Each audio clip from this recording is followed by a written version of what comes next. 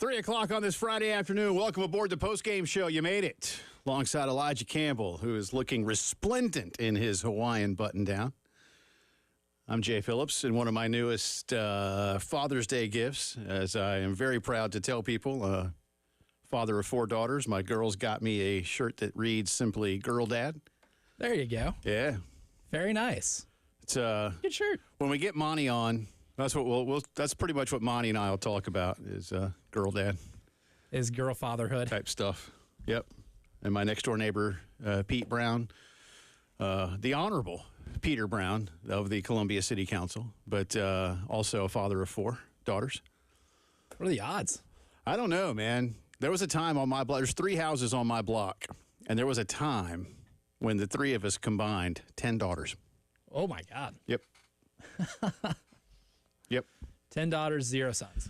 Yep. Now there's 2 sons on the block at one house, not mine. Ruined the streak. Got 2 girl dogs, so that's the way it is. Anyway, welcome aboard. You made it. Lots to get to. No College World Series action to discuss the last couple of days, but the finals, of course, coming your way tomorrow night. Joe Rexrode of The Athletic will join us. He's based out of Nashville and is in Omaha, ready to cover the finals. Start tomorrow night. Tennessee is the slight favorite in this one. I think there's a little difference of opinion amongst those of us here at the station. I think heard Joe and Tyler earlier this morning. They were sort of with Tennessee. You and I slight leans toward A&M. Got a poll question about that we'll get to in just a second. I'm looking forward to it. I know Carolina fans, I'll get the poll out. I don't think Carolina fans want Tennessee to win this thing. I don't think they care if A&M does as much. But I don't think Vandy fans want Tennessee to win. Vandy fans certainly don't want Kentucky Tennessee fans don't want Tennessee to win. Can confirm. You know. Probably even like North Carolina and Virginia fans, even though they're not in the same conference. By the way, you grew up in Tennessee. I know you didn't go to UT, but you grew up in Tennessee, and you know people that did, and that's your home. There were remarks last week about why North Carolina and Tennessee, the universities of, don't play one another more often. And I don't really have an answer to that. You know, Carolina, when I was growing up, Carolina played Georgia in football. This, when I say growing up, before the SEC. Again, Carolina joined the SEC when I was in college. But Georgia was pretty rare. We didn't see Georgia down here or over there every season, but almost every season when I was growing up. But that was it.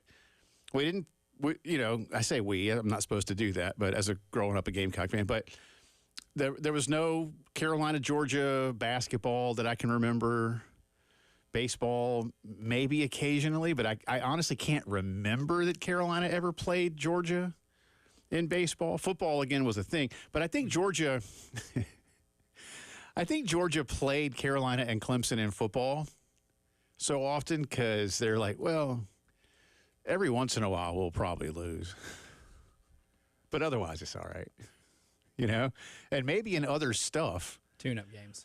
Well, look, Georgia, and I mean this respectfully, I assure you, especially now with one of the 4 aforementioned daughters as a student in Athens, I don't think Georgia really cares that much about their other sports.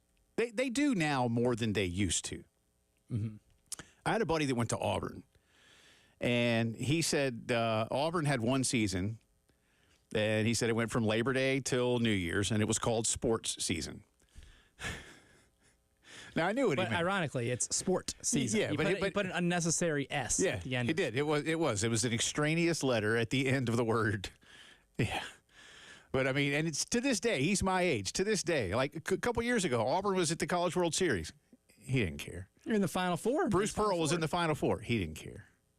He was far more concerned. When Bruce Pearl was at the Final Four, he was far more concerned with spring football. To the point of, like, not just far more concerned, like 100 to 0%.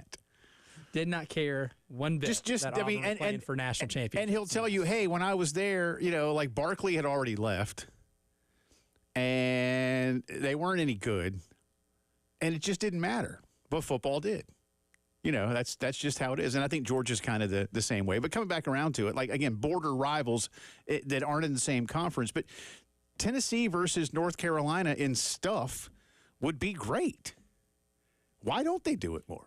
Because I don't think they really care about each other like that. I don't think there's just there's not a demand for it. There's no hatred. Well, then I'll demand it.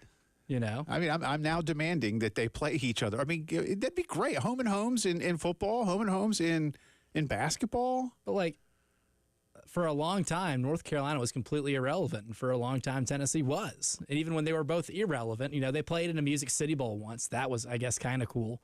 But outside of the SEC. But the Music City Bowl, I get it. It's got some cachet, but not. Yeah, some. And that was a Derek Dooley coach team, too, so the fan base was just starved to play an A Bowl game. What kind of pants did he have on that day? I want to say that was there's one of the two things. It's either orange or we don't know, because that might have been the year he broke his leg and had to coach from the box. Oh, okay. That did happen. I remember that. And I can't confirm what color pants he wore in the box. Yeah. But the orange pants, the orange breeches, were I thought fashionable. That's the only thing fashionable about his tenure as a coach in the college ranks. Yeah. Britches. See, I used the word scruples earlier in the week, and you used the word britches today. So we're getting there. And we're both under 60. That's right. That's good. And we have a scruples usage and a britches usage. Just don't call them dungarees. I had a teacher in high school. Never referred. Dungarees. And you know what's funny? Jay Pritchett, Ed O'Neill's character on Modern Family, they're in Vegas one time, and he's trying to get into, like, the VIP. He thinks they're in, like, the VIP hotel, on the VIP hotel floor. And he realizes that he's not. It's like the almost VIP floor. And a kid, somebody much younger than him, walks in front of him. And he's like, how does this guy get in there? He's wearing dungarees. And I just thought it was great. It's like right there, man. You're just showing your age. But even my grandfather never said dungarees. At least he said jeans. Yeah, I've never heard. Yeah, never heard them. Yeah. Outside of, like, a movie. I've heard them, like, in movies. Yeah, no, it was the great Doc Embler, our longtime biology teacher at my high school. Dungarees. Remarkable. Also use the word balderdash a lot instead of, like, bah humbug or harumph. Don't ask me. None of that was English. Don't ask me why, man. None of that was English to me. I know. Don't ask me why. Not a single syllable. Later on today, we'll give you a chance to win some tickets to go see the Columbia Fireflies. They're in action this weekend, so be tuned in for that. Again, Joe Rexroad will join us from Omaha coming up in the 4 o'clock hour. Looking forward to it. And coming up in just a few minutes, our very good friend Langston Moore with his first visit with us in about a month or so. Since the NFL draft. I want to say this has been the first one since the NFL draft. We try to give, we bother Langston so much in the football season that we try to give him some space. But can I say? Yeah, I can. I can say this because it's going to happen. It's going to happen, yes. Was talking to Langston last night as we were booking today's appearance. And many of you know, and we will say again in just a few minutes' time, Langston and his family live in the Dallas Metroplex. SEC Media Days is in Dallas. And one thing led to another, my train of thought, and I was like, hey, would you want us to get you credentialed for SEC Media Days? Long story short, yes. So Langston Moore is going to be a part of a good portion of our coverage. I don't know how much yet. But here's the thing. What I know, like I remember when Deuce was with us for the 2 years that he went to Media Days with us. I guess it was 08, 09. So I had to almost act as like Deuce's like booking agent. Because every radio show wanted Deuce, man, which was cool. But he finally was like, Jay, I can't do them all. I was like, I know, man. I was like, but you a lot of radio stations here. But I was like, you realize they all know you, and they all know what you did in Philly. They all know you won the Super Bowl in Pittsburgh. Like they know you. And he's like, yeah, that's cool, but because seriously, he was all of a sudden it was like. And so they would come to me all sheepish after a while, like, hey, is he? I was like, man, let me see. He's already done a bunch. But Langston, wore a wig and a false mustache. But Langston, SEC team captain, NFLer, played for Lou Holtz. Yeah, he'll be doing some Radio Row hits. So that'll be fun. But looking forward to that. All right, let me get to the poll question. If my Twitter will respond here. But again, the College World Series finals start tomorrow night, 7:30 tomorrow night. Game 1, Tennessee will be the home team. Then Game 2 is Sunday afternoon when A&M will be the home team. And Monday, if necessary, will be Game 3 at 7 o'clock Monday night. So I just simply ask, primarily Gamecock fans. If you're not a Gamecock fan and you want to go to the Twitter feed and respond to the poll, please do. But it was more about just Carolina baseball fans, maybe even SEC baseball fans. Who are you rooting for? Not your prediction, but your choice. Your preference of who wins. Tennessee, A&M, don't care. Right now, A&M way out front at 43.6%. 37.9% don't care. But I am surprised, nearly 18.6% right now. Say Tennessee. I do this sometimes. Again, it's not scientific. It's more of a thought exercise, but I'm just curious. So I thought that number was kind of high. By the way, I'll go ahead and tell you, even though it's it's an interesting story. But South Carolina yesterday, maybe even this morning, I just saw it this morning, got a transfer pickup from a kid named Wyatt Evans, a left-handed pitcher, big kid, tall kid, like 6'6", taller than you. Wow, tall fella. But he played at Tennessee, but he hasn't pitched for Tennessee in the last 2 full seasons. He last pitched for UT in 22. So it's 23 and 24 that he missed. He was pitching in some kind of like amateur semi-pro league or something. But he's coming to Carolina next year. Injuries, I guess. I guess. And then it's a long time to not be pitching. It is. So, the last time he pitched, his numbers were good. 6'6" lefty too. I mean, it's a pretty enticing. Yeah. It's an enticing. Measurable. We'll get you a few more thoughts on him in just a little bit. And one of the best players in Conference USA. That's Charlotte's in Conference USA, right? Or no, they're in the American now. What are they in? Wait, who? Charlotte. Yeah. Oh, they're in the American. American. That's what I thought. American. AAC. Ariana Rhodey is going to go play on Ashley Chastain's team. She hit .353 with 22 homers last year for Charlotte. Bring in some of your best players. Yeah, so that's what we like to hear. Bringing her along. Again, no World Series today. Euros, huge match going on right now between France and the Netherlands. I'll keep you updated on that one. Come back on the other side, though. We'll get into some spring football. Elijah has done some real homework on defensive line production and what returns to South Carolina. It fits in nicely because our guest, Langston Moore, played defensive line at South Carolina and in the National Football League. So we'll go over that, talk a few summertime food things, and start looking ahead to our trip to Dallas, which is booked now. Officially. We are officially booked. Going to Dallas. We are officially booked as of about an hour and a half ago. So it's all getting there now. You're listening to the Friday Postgame Show.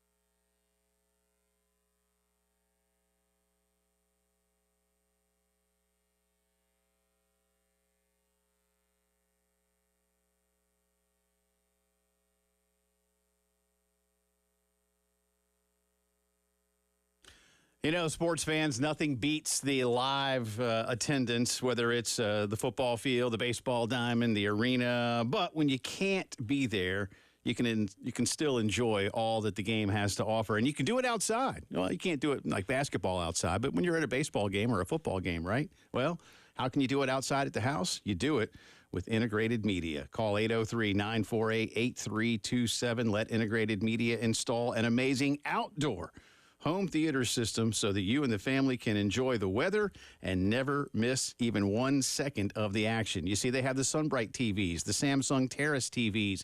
They are built to be outside 24/7, 365, rain, shine, don't worry about it. The Sonos outdoor speakers are amazing as well. 803-948-8327. They'll make house calls too. Call them up, whether you need one room, whole house, indoors, outdoors. It's all with my friends at Integrated Media.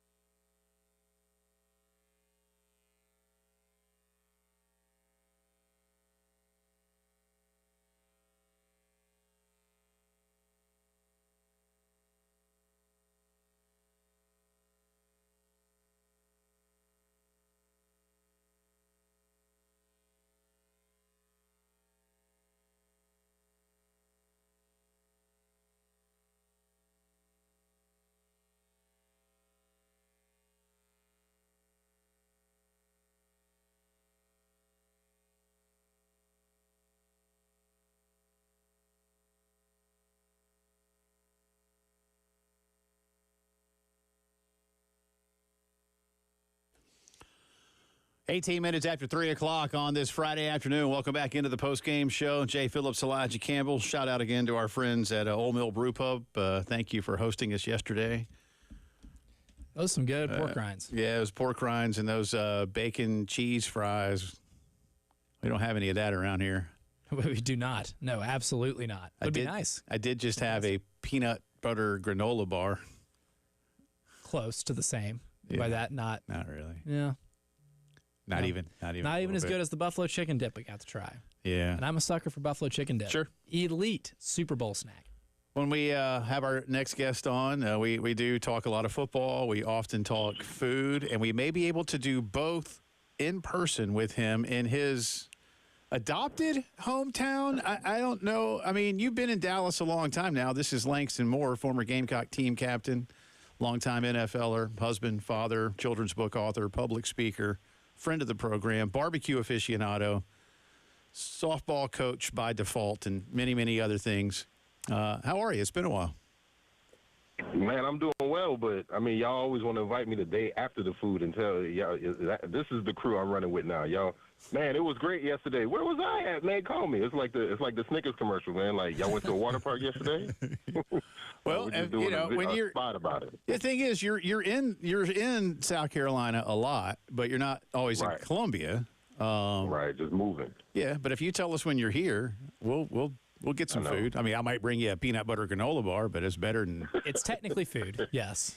You know. Technically. I want those pork products and buffalo dip I was promised. Yeah. Those pork rinds were like fresh out the grease, man. They were all right. Isn't it amazing, Jay, that you have lived long enough where it starts to get artisanal with pork rinds? Yeah. Like, at one time, you used to go to the little corner store and, like, crackling pork rind, it all be mixed up into together in a brown bag with grease spots on it. Now we got artisanal. Oh, man, it's wild. A lot of the places I went, and you too, Langston, I mean, growing up where you did, but any of us in South Carolina, like your barbecue joint, sometimes it was just in a bag, like, y'all want some pork rinds? Because they wanted to cook them. They weren't selling them to you. There's like, here. Have some pork rinds. Good country folk. We're not gonna waste nothing. We're gonna do everything. But like you said, it's like the place where you get all the peanuts and throw it on the floor. It's the same way. Like, take as much pork rinds as you want. Now it's $5 a bag, That's right. Jay, and it's habanero lime flavor. They got seasoned salt. They make you sweat now. Yeah. Yeah, no. Himalayan pink salt and pork rinds. It feels like that doesn't go together well. But again, I grew up in a different time, a different place. Yeah. Of course, the places I went to, again, you too, and probably, well, I don't know. See, Elijah's not quite as old as we are, but like the places I went, they would put like 2 slices of white bread in a little like wax paper sandwich bag to go with your meal. Like that's what I meant. That was the whole point. To be a delivery vehicle, but also to, as they say, I think it's a technical word, sop up the rest of the goodness that's in that box. So sop it up. Oh, Nashville hot chicken, like any hot chicken joint you go to, there's always a piece of white bread at the very bottom. Okay. And oftentimes, if you don't have a good heat tolerance, do not bite into it. It will kill you. Oh, yeah. But I love it. I'm a glutton for heat punishment. So I absolutely will eat the entire thing and sweat, but enjoy every second of it. Well, we went ahead and let the cat out of the bag, so to speak, Mr. Moore. You and I talking last night about this, and we're going to get you credentialed for SEC Media Days. Do you have any regrets? Do you want to back out before we call the Southeastern Conference and make this happen? Oh, no, I think you guys, I was going to ask you guys the question. That, one, who do I send all my invoices to when I go around and do this food tour on my own and record all of this stuff? 2, do I need to video it with the audio? Because I will have audio, but video me getting stains on my shirt while I give everybody, I guess, a welcome tour as we get ready for SEC Media Days. But, man, there's a lot going on around Dallas this time. I think the Indiana Fever and Aaliyah Boston will be in town at that time. I saw the DFW Gamecocks getting it together. So, like I told you, Dave, it's going to be a nice little weekend, man. I appreciate that. And I think, hey, let me double check this, but Elijah, is the All-Star game in Dallas that week? Oh, wow. Yeah, July 16th. I think it is, man. I actually let me see real quick. Dallas is a bumping place. And where did Matt Moscona want us to go? Really, he said it was a gourmet, like a famous gourmet Mexican restaurant that has a cigar bar attached to it. Langston, there might be a few of those.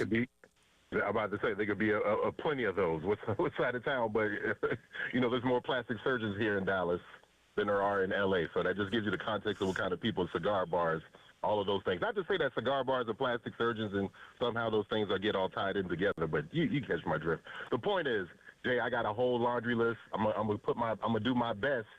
I might rank it from caloric intake from top 5 down like that. I don't know, Jay. I'm really inspired now. All right. Well, we'll find out which one it is, but we'll let you be our guide a couple nights. Yes. By the way, Tuesday night, July 16, 7:00 Eastern time, 6:00 Central, the All-Star game at Globe Life Field, Arlington, Texas. Ray Tanner, we need a box. Ray Tanner, we need a box. I'm putting it out there on the radar wave. Yeah, that I don't know what's going to be going on there, but we might have to. It's dangerous. Yeah, the plan's coming together. That could absolutely be a thing. We hadn't talked to you in a little while when it comes to football stuff. Just what do you like to keep an eye on right now? And as you look, let's talk Gamecocks for a minute, Langston. As you look at what happened last season, and Elijah in a little bit here is going to give you his deep dive into defensive line production and what returns. But overall, like, where do you see this team? I mean, new quarterback, a lot of new receivers, a lot of new everything, man, and still some pretty relative heavy expectations. Oh, 100%. One, because of the conference, the add-ins. The reason why you guys are coming out here to Dallas for the SEC media days is because the addition of Oklahoma and Texas. So, again, it just continues we know to bubble up to the top. So, internally, within the state in the pecking order, because, I mean, it was already tough for us to be in the SEC East, which, again, doesn't exist anymore. All of these things are coming together. This time of year is really interesting to see how things have shifted because, this would be the time we see a lot of guys. Obviously, the work is still happening, and these things are happening. You used to see a lot of, the off-season workout videos, flipping the tires in the morning, all these different things. Now it's every recruitment. And it's wild to me because the shift of how recruitment went from everybody trying to hold out until the last minute, i.e. February, to sign that letter of intent, all of those showmanship. Now you're seeing a lot of it during the summertime. And this, again, is probably a good sweet spot for coaches because, one, the head coaches couldn't really be around in and around the facilities when a lot of that off-season grunt work was going on. They'd love to, but the NCAA, the one thing they try to do, they have done right, is try to protect us and get those guys away from there. So there's a pitch count on that. But this allows them to, as it has shifted, all the recruitment, all the camps and the combined, but also giving guys a leg up to start going the year behind. So that's the big thing that's really surprised me of how it's changed in the off season. But for the Gamecocks, like I said, that work has been going on. But the head coach has really been having to beat his own drum. Having the host guys do all these different things. You've seen all these different schools kind of take the same way. But, of course, we all know this is because of the advent of the multiple signing days, NIL, the transfer portal. And so for us this year, not to say it's quite like Virginia Tech 1999 when they had a guy coming out of this small little town and he set the world on fire. But for Gamecock Nation, I think the guy with the goggles from right up the road in Florence, there's a lot of expectation on him, and I think obviously a lot hangs on the direction of the program and what he's going to, how advanced he's going to be. And I'm really excited. I mean, of course, we've heard nothing but great physical things about the kid, but also the leadership stuff that's been kind of coming out over in the offseason. That's the biggest thing, the maturity for a young guy to make sure that, one, it's great to be the guy and have somebody want to for you to go out there and take over a game, but how are you going to bring some of these other guys along with you? And that's really where it feels like the team is kind of obviously the weight of the success of the program, the success of the team going this year is going to be on that guy. And also that defense, like Elijah's going to have to talk about here, because we have been building up that room. We have multiple players of the week last year, defensive players, so having it all come together, that's a great thing if it all comes that way for us, and hopefully it is. And so much of it starts up front. We'll come back on the other side. As Langston just mentioned, and we talked about, Elijah's done a deep dive into the returning production on the Gamecock defensive line. Obviously, Langston's number one place of expertise. We'll get his thoughts on that and more as the postgame show continues.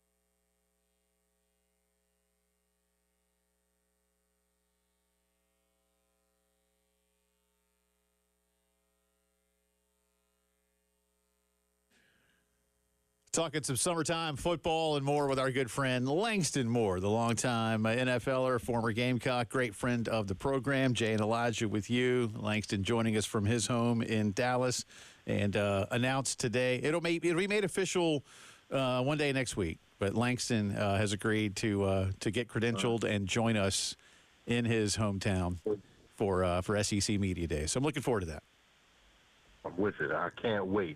I would say I would starve myself in preparation for all the food I'm going to eat, but it's going to go the other way. I'm going to eat myself in preparation before y'all get here. Well, here's the thing. They'll give us some box lunches and stuff. The places that we can go and have the company pay for, that'll be better. Later, next time we have you on, I'll share some Deuce stories about media days, and we'll try to navigate around like what not to do, because Deuce was getting inundated as a former NFLer with interview requests. So it may be the same for you, especially once they find out you played for Lou Holtz. So just fair warning. Again, don't confuse me with somebody who actually, got multiple contracts in the NFL, because that's definitely what Deuce did. But I got plenty of stories. I have no problem going up and down the road, man. It'll be a great experience. No, it'll be a lot of fun. All right, Elijah has done homework, so I'm going to turn it over to him, Langston, and this is all defensive line stuff. So I'll just let you, and then he wants your take, but I know I'll let him go. Certainly, and I'd love to know what Langston thinks of this and whether or not this can improve, because I was listening to the Cover 3 podcast the other day. Bud Elliott mentioned, who's really good at covering the sport, but he mentioned, he posed a question of whether or not South Carolina has the best defensive line unit in the SEC, and he said they certainly contend. And that same day, I was on ESPN.com. I was looking at Bill Connolly's metrics on how he was measuring, returning production. And according to Bill Connolly and his numbers, South Carolina is returning 74% of their defensive production, which is second in the SEC. So I conducted a little experiment here. I went through every team in the SEC's too deep on the depth chart on ourlads.com, which is always really, really accurate in terms of the closest thing you can get to a depth chart without getting it from a coach, right? So I go too deep on every defensive line position, and I take the average of your pass rush grade and your run defense grade on PFF, which isn't an exact science, but it quantifies, from scouts exactly how well you were or how productive you were at your position. So I did that with every team in the SEC, all 16. And I was surprised to see that South Carolina is 12th in returning production on the average run defense grade. They're 7th in the SEC in average returning pass rush grade on the defensive line. Now, this also includes transfers. So it's returning production and production you're getting from other D1 players. So how productive you were at a different D1 school and what the projected lineup's supposed to be. Are you surprised that it would be that low, especially in the run defense category? And if so, as talented as this group is, and as much as they're bringing back, do you see a lot of room for growth and potential with this group? Well, I think that's probably why that ranking is so low. One, it still is stacked in the SEC. Tennessee has a line, and they probably got one of the top 5 players in the country coming back on that D line. But to be honest, we've just been porous the last couple of years, especially when it comes to stopping the run consistently. And so, yes, we got a lot of guys coming back, but however they factor up those production grades, which is crazy. I mean, it's wild to talk about pork rind technology, pass rush, and run game. There's guys who, there's guys who would not have those stats, and the Vince Ward folks of the world would really only be appreciated by a few. And he didn't have a whole bunch of stats in Miami. You know what I'm saying? It's not one of like he was Calais Campbell who had like 20 sacks, I think, or something like that one year as a college player. But like now we're starting to quantify and figure out those guys who take up 2 or 3 bodies. Maybe don't get a lot of sacks. I'm thinking about a lot of the defensive line from Missouri, those guys. So, again, I think it's wild that, one, we can kind of compute that, but I kind of see where they're going. But if one of the biggest factors is probably going to be those runs, getting off the field on third down runs, we just haven't been really consistent at that. But to that flip side, we do have flashes, and we do have a lot of depth on our defensive line. So even though those guys haven't maybe, of course, performed their best football, but we still had guys be consecutive defensive SEC players of the week. And again, when I say that, I'm thinking about when we've done that in the past with the guys from the Will Muschamp era, when we had a whole slew of defensive ends that, of course, did that back-to-back against the Tennessee game. I'm trying to, my mind's blanking. The kid just went to the Panthers. But anyway, that's bad journalism to bring up a name you can't even bring it up. But my point is, I think we are stacked. The biggest thing for us with that metric is going out there and improving it this year, making sure that we do that and that we are kind of the straw that stirs the drink for the team and sets the tone, because we do have a lot of talent, junior college guys transferring in, young guys who have been in the program. So it's a nice little mixture. So there's also some familiarity, and I like to see them kind of always be the tone setters for our team this year and get out there and do that. But not surprised by kind of like all the analytics, but it just also blows my mind that we can always put those things together and put it into some mid-season, off-season stuff to think about and talk about. What do you remember about when some things clicked to kind of go along with, the experience and veteran players and that kind of thing? A lot of this, again, coaches can't get out there and make the tackle for you, can't get out there and swim around that block or whatever it might be, Langston. But imagine you had multiple light bulb moments in your collegiate career, in NFL too, I'm sure. But like, where was a point in your career at Carolina when you were like, oh yeah, okay, and then you could build upon that? Going into, of course, it's the famous 0-11 and all that stuff, but going to the back end of that year, our defense was good, but one or two, I think it was like the last Florida game, the Clemson game, we were close. But again, we still finished the season 0-11, so what does that really mean? But that momentum, all through the off-season, the competition was high between everybody on the team, offense, defense, everybody. I mean, I even think Courtney Levitt, those guys are sticking their nose in there and getting, some weight room stuff up. But the whole point, going into the two-a-day deal, a lot of good on good. The competition was high every day. Of course, it's going to be, 24 periods of hell with Coach Holtz, holding some of those periods as well. And so every day it felt like, a practice, that whole, all the little mantras that Coach Holtz used to talk about, treat the practice like game. And every day it felt like we were playing a game because of the competition was ratcheting up. And obviously it felt like it exploded that first game against New Mexico State when we went out there. And that was cool. But going from kind of the sequential order of two-a-days into playing New Mexico State, getting that first win, all right, and seeing like, okay, it's real, but then having, of course, Georgia come in the next week. If I get my years together right, yeah, I think that's right. They came in the next week, and of course, and we put it together, and just like everything that we were practicing were true. The plan worked. All of that stuff that they were pounding in our heads for weeks and weeks, it all kind of felt like it was just like that key and that lock opening up just in a nice little order. And of course, we went on a nice little run right there. And so I think that's the biggest thing, is just that momentum coming in the off season, a lot of competitions. That's why you see, so many different ways and that these programs are trying to figure out to keep kids engaged in the off season, with whether it's going out to Fort Jackson or playing paintball, however it is, you try to be creative to do it. I think that's the biggest key, is to be creative and not try to just say, oh, we're just going to do flag football on Tuesdays and Thursdays, and then we'll have a winner. Whoever loses gets pizza. Like, that doesn't work anymore. Because, of course, these are supreme athletes. And sometimes the ice cream party works, but, the other times it's about trying to figure out ways to keep these guys engaged and rolling that and having that momentum roll into the season, but, of course, keeping everybody healthy. DJ Wanham, by the way, is who you were mentioning, who just joined the Panthers. Yeah, he was up in Minnesota for a little bit. I know you didn't play with him here, but you covered him when you were doing sidelines. But now that Travian Robertson is coaching this defensive line, and y'all played similar positions, you had similar NFL careers, and you know each other well enough, what do you see in him now that he's going to translate into his guys?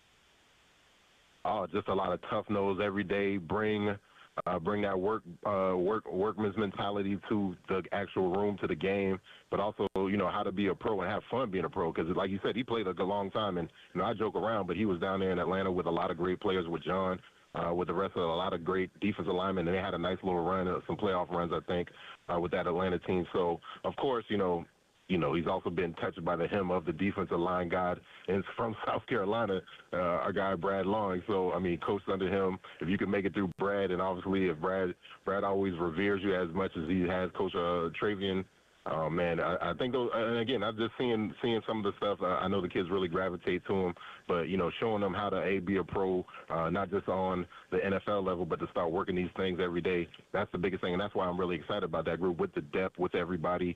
That can really be the catalyst for our team to kind of say this is our identity. Getting after people with defense, especially 4 or 5 guys in that rotation, that could really help. And just like I said, who knows what we can do on that offense with that special guy we got from Florence coming. You think he has Brad's vocabulary? Oh man, oh man. So of course you got to understand he's got his own, coming from where he's from. I think he's a dip coach. He's one of those old school. So you have to understand a certain vocabulary does come. If you are a dip guy, I don't know if I can say that, I might be getting him in trouble. You also have a hidden vocabulary list that's probably very eclectic and very creative. That has been birthed in these backwoods of North Carolina and South Carolina, and oh man, I can only imagine. One of my favorites. Shout out to my defensive line coach. He was an old school. He used to wear Jay. This guy was my NFL coach for the Arizona Cardinals. Deke Pollard, rest in peace. He used to wear cotton gym shorts. As this was like 2004 or 5, Jay. This was like we've had mesh technology, breathable, everything. This guy was out there. His favorite phrase: "Don't piss up a rope today, Langston." So you can figure out that quote all you want. Don't piss up a rope today, Langston. All right, sit tight. Shout out Deke Pollard, my man. We'll let that soak into everybody's consciousness because that's good advice. That's good advice. Absolutely, don't hurt yourself. Right. We'll wrap it up with Mr. Moore when the postgame show continues.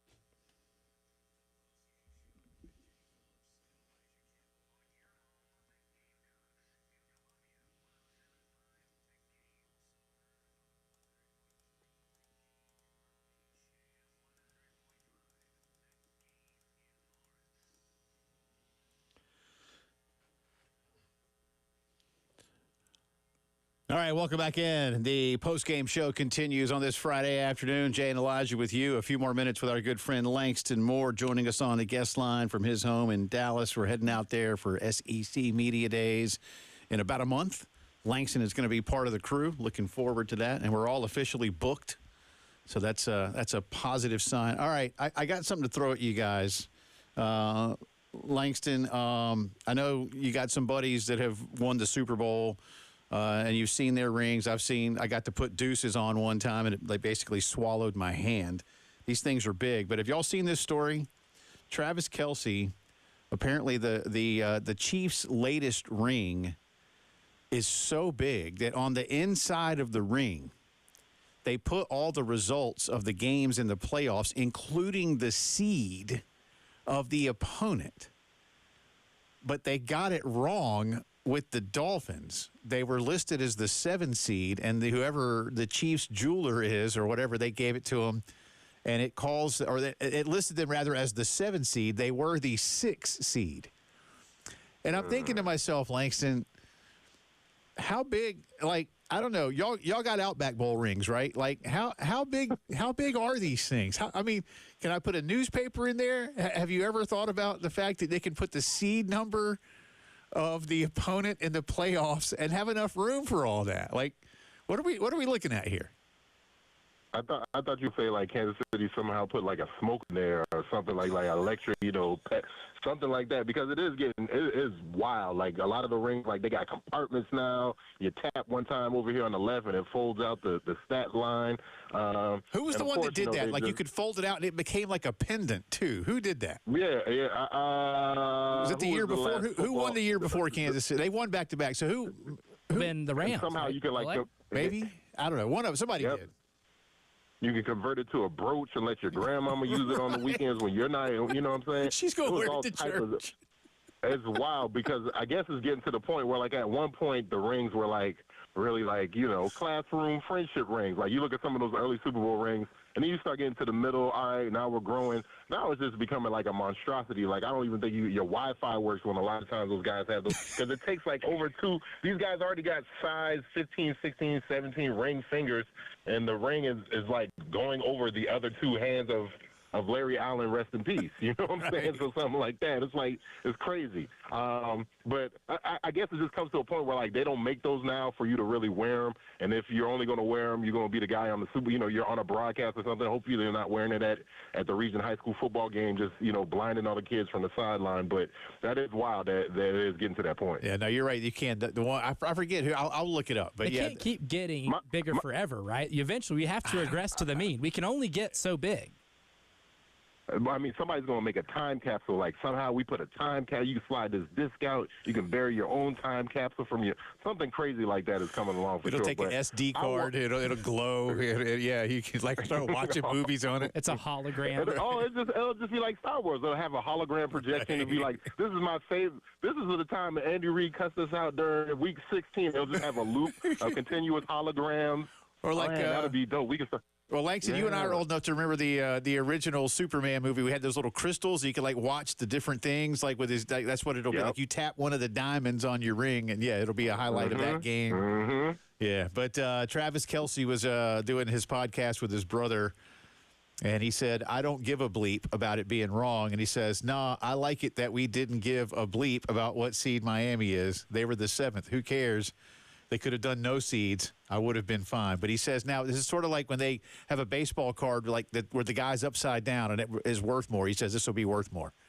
So that's what I was going to ask. Is this going to be like, because he was like, man, I don't mind. No, you got to get them to make everybody a whole nother ring so your team has, like, and the only history has like an asterisk, and oh man, the pawn shops will be going crazy because which ring will be the right one? The more expensive one, more valued at. So the one with the wrong seating, or which one? That'll be that's right on right there. This one has 529 diamonds, 38 rubies, 14.8 carats worth of total gems. It has a display celebrating the Tom and Jerry play where they scored their overtime touchdown to win the Super Bowl.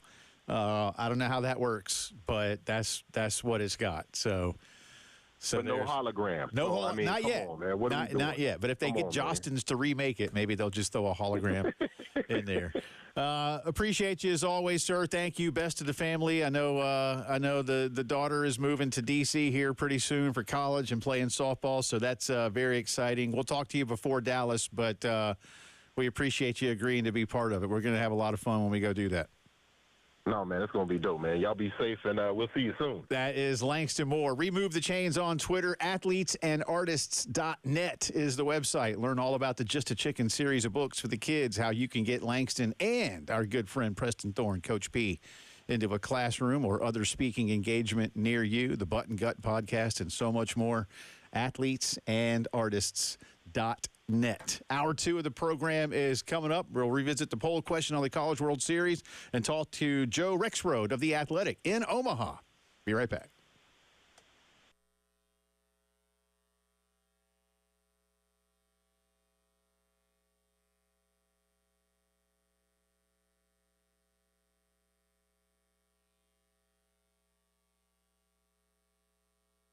When we talk to a football player, it does mean that football season's almost here, and that means finding the best way to watch the big game. If you're not there, then the best way is with an amazing home theater system to catch all the action. No one is better than Integrated Media. With one call, Integrated Media installs the latest in 4K technology from Samsung, including the new frame TVs that look like museum art when they're not tuned into your favorite game. You couple that with your Dolby surround system, it's like you're there. You want to watch the game outside? Integrated Media installs outdoor home theaters built around the Samsung Terrace TV, enhanced with a Sonos outdoor speaker system, equipment built to be outside all the time. And trust me, it looks and sounds like anything inside does.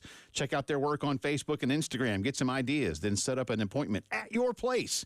803-948-8327. Online, Integrated Media Inc., INC, integratedmediainc.com. Feel like you are there with Integrated Media.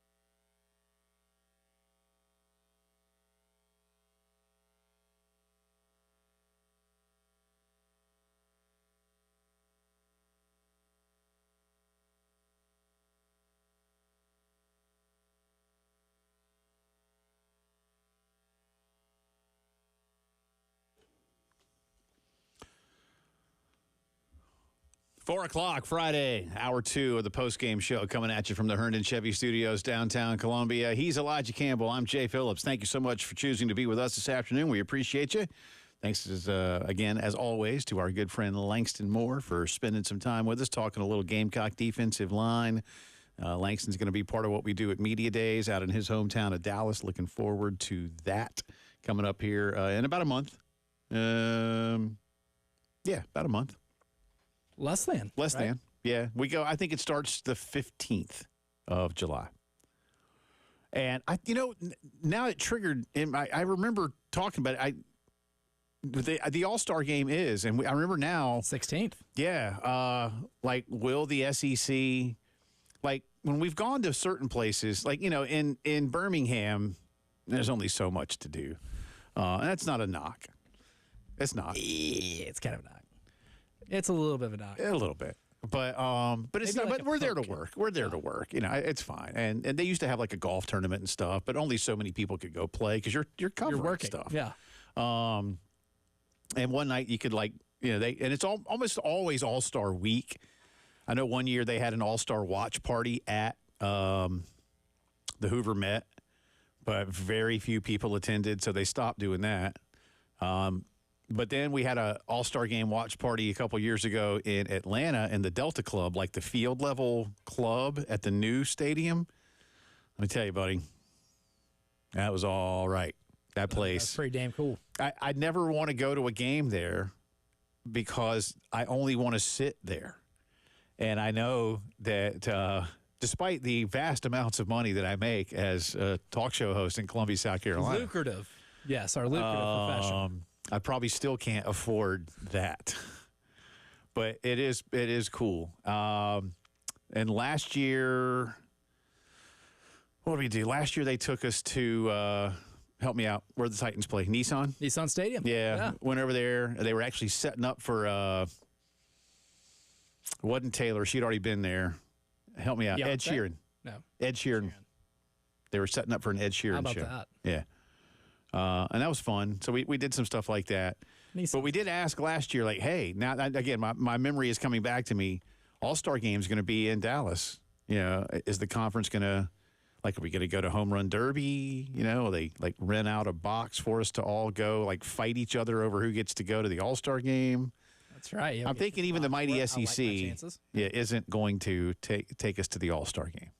The All-Star Game would be a lot. Yeah. I just looked, though. I thought it just meant more, Greg. That's right. I thought it just meant more. Does it? We're going to find out. We're going to find out if it just means more. They'll be like, guys, we're taking you to the All-Star Game, in the parking lot. Yeah, you guys can tailgate. Outfield pavilion seats, which look like corner upper deck outfield. Not so bad. $240 per ticket. If I want to sit like right above the dugout, third base side, $1,400. Oh wow, per ticket. That's a lot. Let's go to the like mezzanine level in left field, looking at $420 per ticket. Upper nosebleeds above third base side, also in that 240, 250 range. I've never been to an All-Star game. It's going to be in Atlanta next summer. And of my 4 children, I have one who is a huge sports fan. And she's the one that goes to Georgia. So she's already like, we got to do this. And I'm like, okay, we'll try. But the thing is, like, Braves fans get first crack at like the bulk of the public seats in Atlanta, and then they ship out some tickets to every team. It's almost impossible to like get in line as an original ticket buyer, and even then, the face value. I mean, I'm not trying to sound cheap, but I want to sit in one of these $1,000 seats on the third party market. But what does that cost me regular? Even I don't know, $600, $500, and I'm not going to get those anyway. And again, in Atlanta next year, that's your Delta execs and your Truist execs and UPS and all them. Those are the ones that get to chill there. Yeah. Southern Company. They'll be the ones. I'll be like, well, And I don't know anybody that enough. works at those places, at least. And even if I did, they're not giving me. If I said, "Hey, can I have your tickets for the Pirates?" Sure. Yeah, for a mid-May game against the Pirates. Yeah. Right, on a Wednesday. Sure, why not? But hey, can I have those All-Star game tickets? Yeah, no. So I don't know. Blocks your number. But, right. Behind the plate, club level, $600. Ooh, the Super Club. Oh, you want to hear Not just any club. Super Club level. Like the actual club level. Uh-huh. Oh, my God. $2,200 behind the plate. Oh, God. Yeah, you're right. That's pretty much $2,200 all across the whole club level, man. So, I guess we're not going to the All-Star game. Hey, Greg Sankey is a good spokesperson for the league that he commissions. You think Greg's going to the All-Star game? Probably. Yeah, probably. He might be on the field. They might let him on the field. I know some people that worked with former President Bush, but he doesn't own the Rangers anymore. But you think he knows anybody? Like if I call a friend of a friend of a friend? I was going to, you just asked me if the guy, someone who used to work with President Bush, knows anybody. I guess they're going to the game Yeah, already. I think he knows somebody. Yeah. I think he knows a few people. Yeah, they're going to the game already. But he'll be there, I would think. Yeah. Probably. I don't see why not. Yeah. What else is he doing? Yeah, I don't know. Good question. All-Star game don't come to town every day. No, it doesn't. And of course, the Rangers are your reigning World Series champion. So that's It's a nice looking park too. That's a very nice looking park.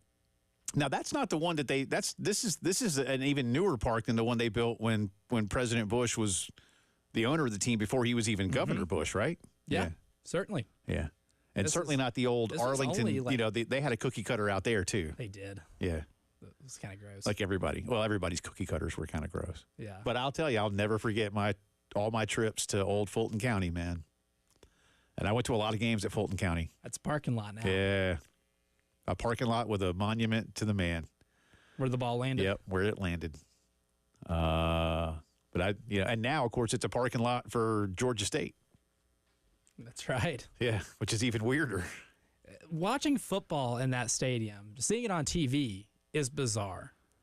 It's always been weird. They'll show, like the aerial shot of it. And I can't look at that without thinking Turner Field. Yeah. Well, Sonny and I went to the Olympics, and that was, of course, Olympic Stadium before it became Turner Field the following season. We got first row upper deck for the opening night of track. Man, for that seat was amazing. Absolutely Getting to do an Olympics just sounds amazing.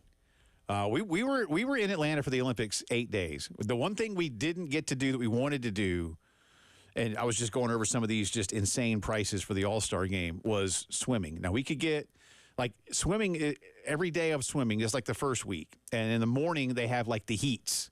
And then at night, they have the finals. You could get some tickets for the heats, but it's like, well, I mean, nobody's going to win any medals when you're there. So you're just basically, it counts. Certainly, and you have to win. Yeah, those. you have to win. You got to qualify to get, but like the medal round, swim night. Oh my God, dude! And Sonny and I then, we're like 25 years old. We were still engaged. We weren't even married yet. And like we couldn't. I couldn't. You couldn't squeeze that one. No, not a chance, man. Not a chance. And we were kind of bummed. We were thinking, all right, we'll get there. We'll get some. Just no way. Not even close. No way. Same thing. We got Dream Team against Angola. Oh, there you go. In the old Georgia Dome, and we were really far away for Don't that. know anything about Angola, but we they're were in trouble. Right. We were there for that. I think it was Angola. Let me double check that. I think it was Angola. We had fun. We went to a baseball game, played Japan, went to volleyball, went to like fencing, went to shooting. Weightlifting one day. That was intense. That was pretty cool, actually. Like we wanted to do Olympic stuff. Yeah, certainly. Yeah, but that was kind of fun. All right, no score. France and Netherlands, by the way. Poll question for you today. 0-0. As we get ready to talk more College World Series with Joe Rexrode of The Athletic, who you pulling for? Basically, that's the question. But really trying to primarily get into the minds of Carolina fans. So That is not your prediction, but your choice. Who would you want to win? Tennessee, A&M, don't care. Let me refresh. 43% of you say A&M, 39.1% don't care, 17.9%. So it's ticked down a little bit. 17.9% say Tennessee. John hits us, says, as I've matured, I don't hate A&M as much as I used to, but I don't care. It's a win for the SEC and more money. There you go. That's true. That's an optimist way of looking at it. That is certainly fair. an optimist way. Max says, never pull for orange. So there's that. That answers, I know exactly who Max voted for then in that poll. There you go, because it's not Texas, it's Texas A&M. So hit me up at jphillips1075 if you would like to vote. We'll run that through the end of today's program. Again, Elijah and I leaning slightly from a prediction standpoint towards Texas A&M. I don't care. I mean, I don't care. I know this, and this is part of what we do in talk radio. I think there will be, again, Tennessee fans that have come around to baseball. Like 10 years ago, I'm not sure most Tennessee fans knew they still had a baseball team. And Tony Vitello has reawakened that, which is great. It is, because I love the sport, and I love college baseball, and I want to see college baseball continue to grow.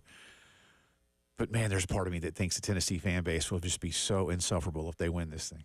Oh, they'd be insufferable if they won a national championship in chess. Like, I promise you. Yeah, so as someone who lived there his entire life. Like, they if there's a reason to pound their chest over anything, they're going to take it. I don't know what a rook is, but we won.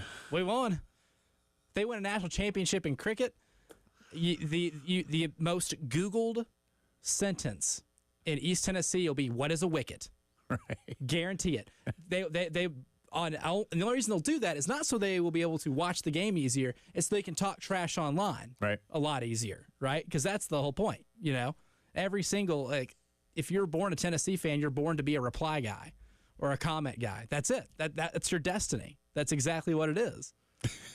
So if they win a college baseball national championship, a national championship that is nationally broadcasted, buddy, it is over for people on the internet. Yeah.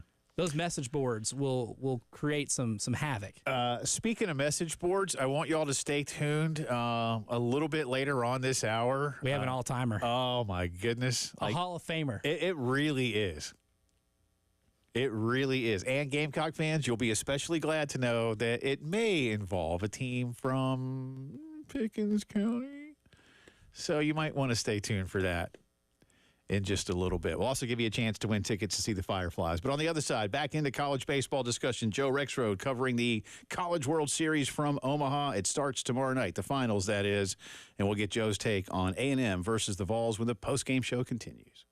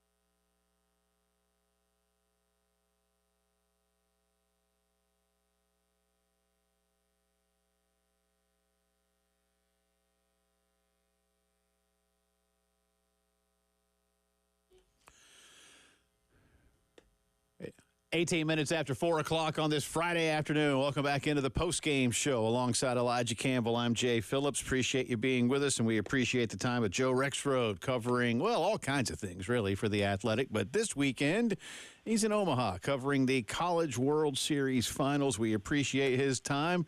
Joe, how are you?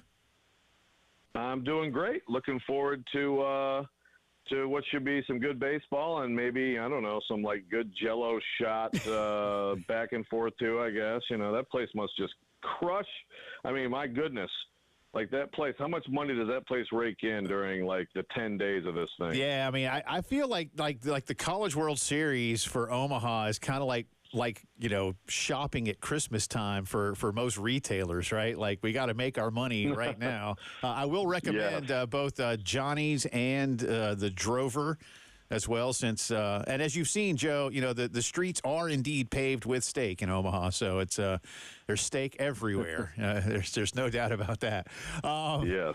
Let's get into this. Look, for one of these schools is going to win their first baseball championship. One of these coaches is going to win their first baseball championship. I want to start you with the coaches because there's the veteran that is Jim Schlossnagle, who's taken two schools to Omaha, both multiple times.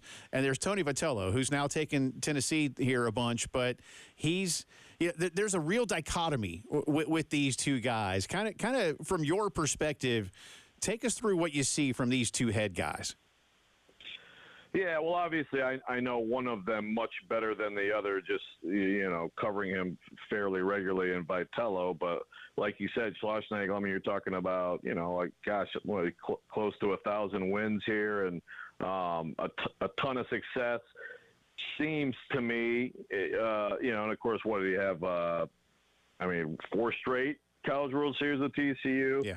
Just, you know, maybe I guess, you know, it's cliche and simplistic, but kinder, gentler, maybe old school kind of guy-ish a little bit more compared to the, I guess, lightning rod that Vitello is. But for Schlossnagle, I mean, it's like it's time. I mean, he's way too good of a coach to not have one. This is probably a good example of, you know, it's like with Vitello, like to me, it's like, okay, well, even if they don't win it this year, like he's going to win one, right? Like I've said that on our show here in Nashville, but you don't actually know that. Like sometimes you do just get close and you can never quite finish the deal. You got to seize these opportunities.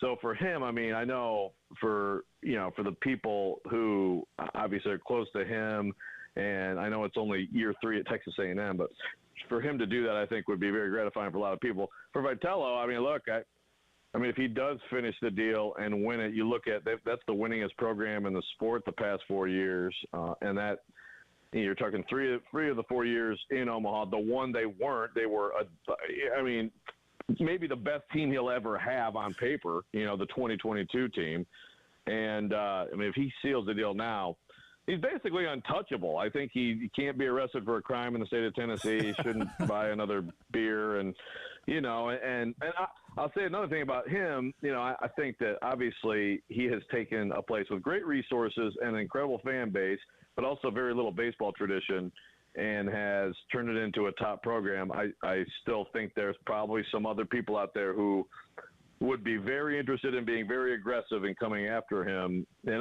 that's not to say that he would seriously consider leaving, but I still think, like, for Tennessee fans, if they don't think that there's going to be things like that ahead, I think they're fooling themselves.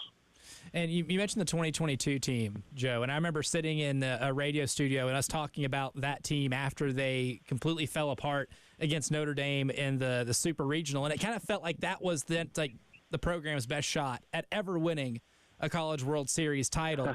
They end up getting back the next year. Now this year they've been able to get over the hump and get into a final series, but this team I feel like is really comparable to the 22 team just because of the sheer volume of home runs hit and the amount of guys that are hitting 20-plus homers on this team. But what do you think has been able to be the difference in terms of them just being able to make the run that they've had to the College World Series final despite having some hiccups along the way with the Evansville loss and having to dodge an absolute bullet against Florida State in that first game?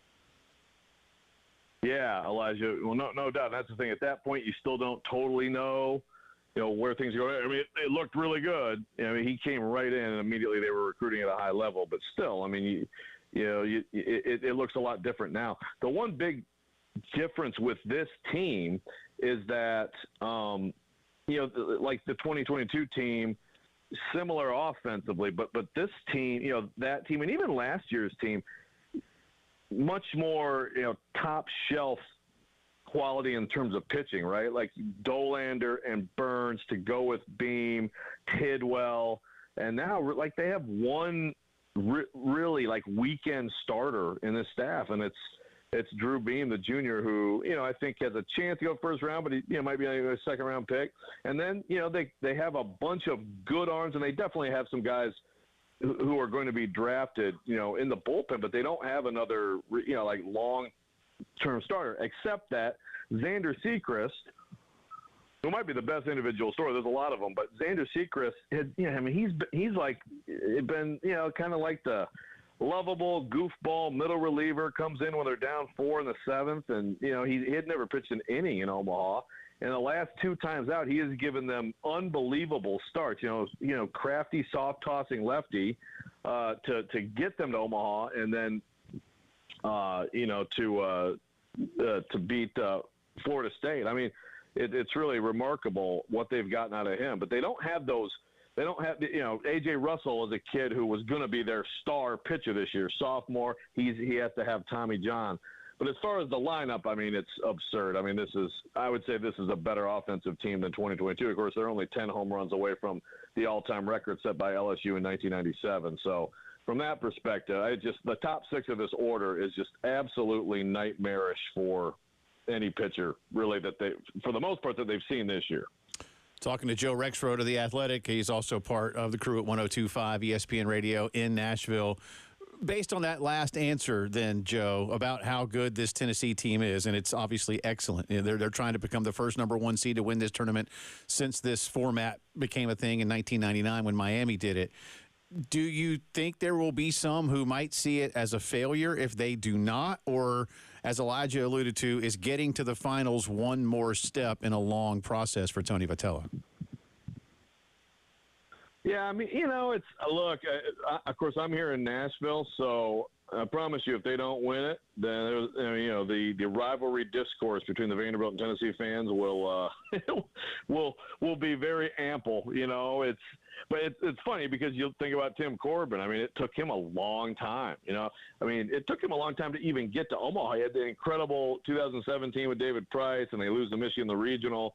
And they finally got there, I think, in 2011. So, he got there, in 2002. So, and then he finally wins it in 2014. So, you hear that until you don't. He had a consistently excellent program, until he actually won it. But, I mean, this is an incredible season. The whole before this, it was like, well, Vitello's won 1 game, in Omaha, and now, of course, he just tacked on 3 more. So, I mean, they're running out of things. You still have to actually close the deal, but it just feels, like I said earlier, like it feels inevitable. You don't know that it is, but it feels like he's going to keep knocking on the door, and you would think that you would break through. It's just when you get these opportunities, man, you really want to take advantage, because obviously so many great teams have not even gotten to Omaha, and many other great ones have faltered here or there. You get to the loser's bracket, and it just goes sideways on you with your pitching depth. So this is a precious opportunity, but I also do think that Tennessee will be back in this position in future years with Vitello. All right, Joe, it feels like Tennessee's definitely has the better overall hitting lineup. I think A&M's definitely got the overall better pitching rotation and bullpen. What's going to be the X factor in winning this series when it actually gets down to it, these 2 teams playing against each other? Well, so, I think for one thing that's really interesting about this matchup, and I think it's exactly what Texas A&M. Oh, I think we just lost Joe's phone signal. The radio fairy did it again. And we're back here, too. We're not even on remote this time. We'll try to get that answer. Let's see if we can get Efforting. it. Yeah, let's hit a break. We'll try to get Joe back on to give it. We won't keep him for the full segment. Although now we might just keep for another full segment. He may be. Might as well. Yeah, we'll see. No, we'll talk to Joe Rexroad of the Athletic 102.5 ESPN Radio Nashville on the other side. Get that final answer. Is that your final answer? Is he locking it in? When the postgame show continues.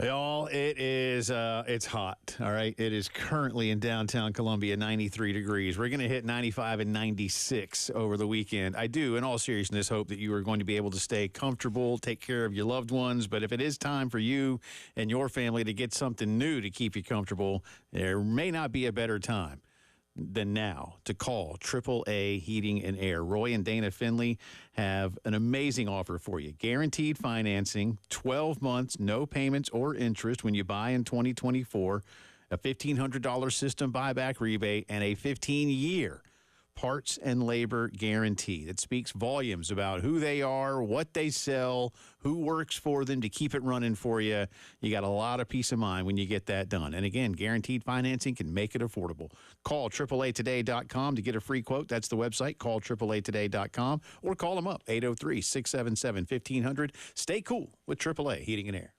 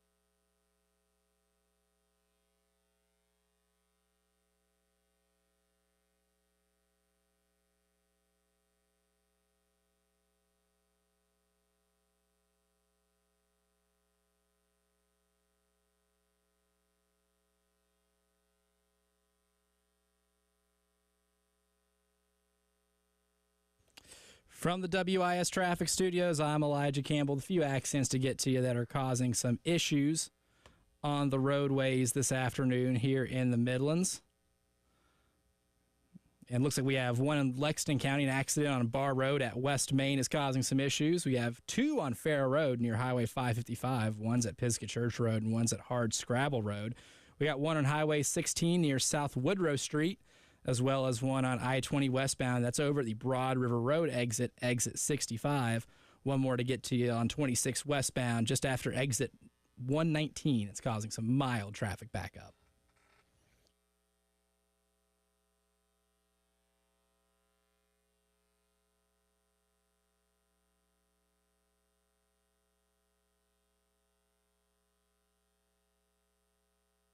Talking some College World Series, and we lost our buddy Joe Rexrode there for just a second, and I know he's got stuff to do. He's a dad.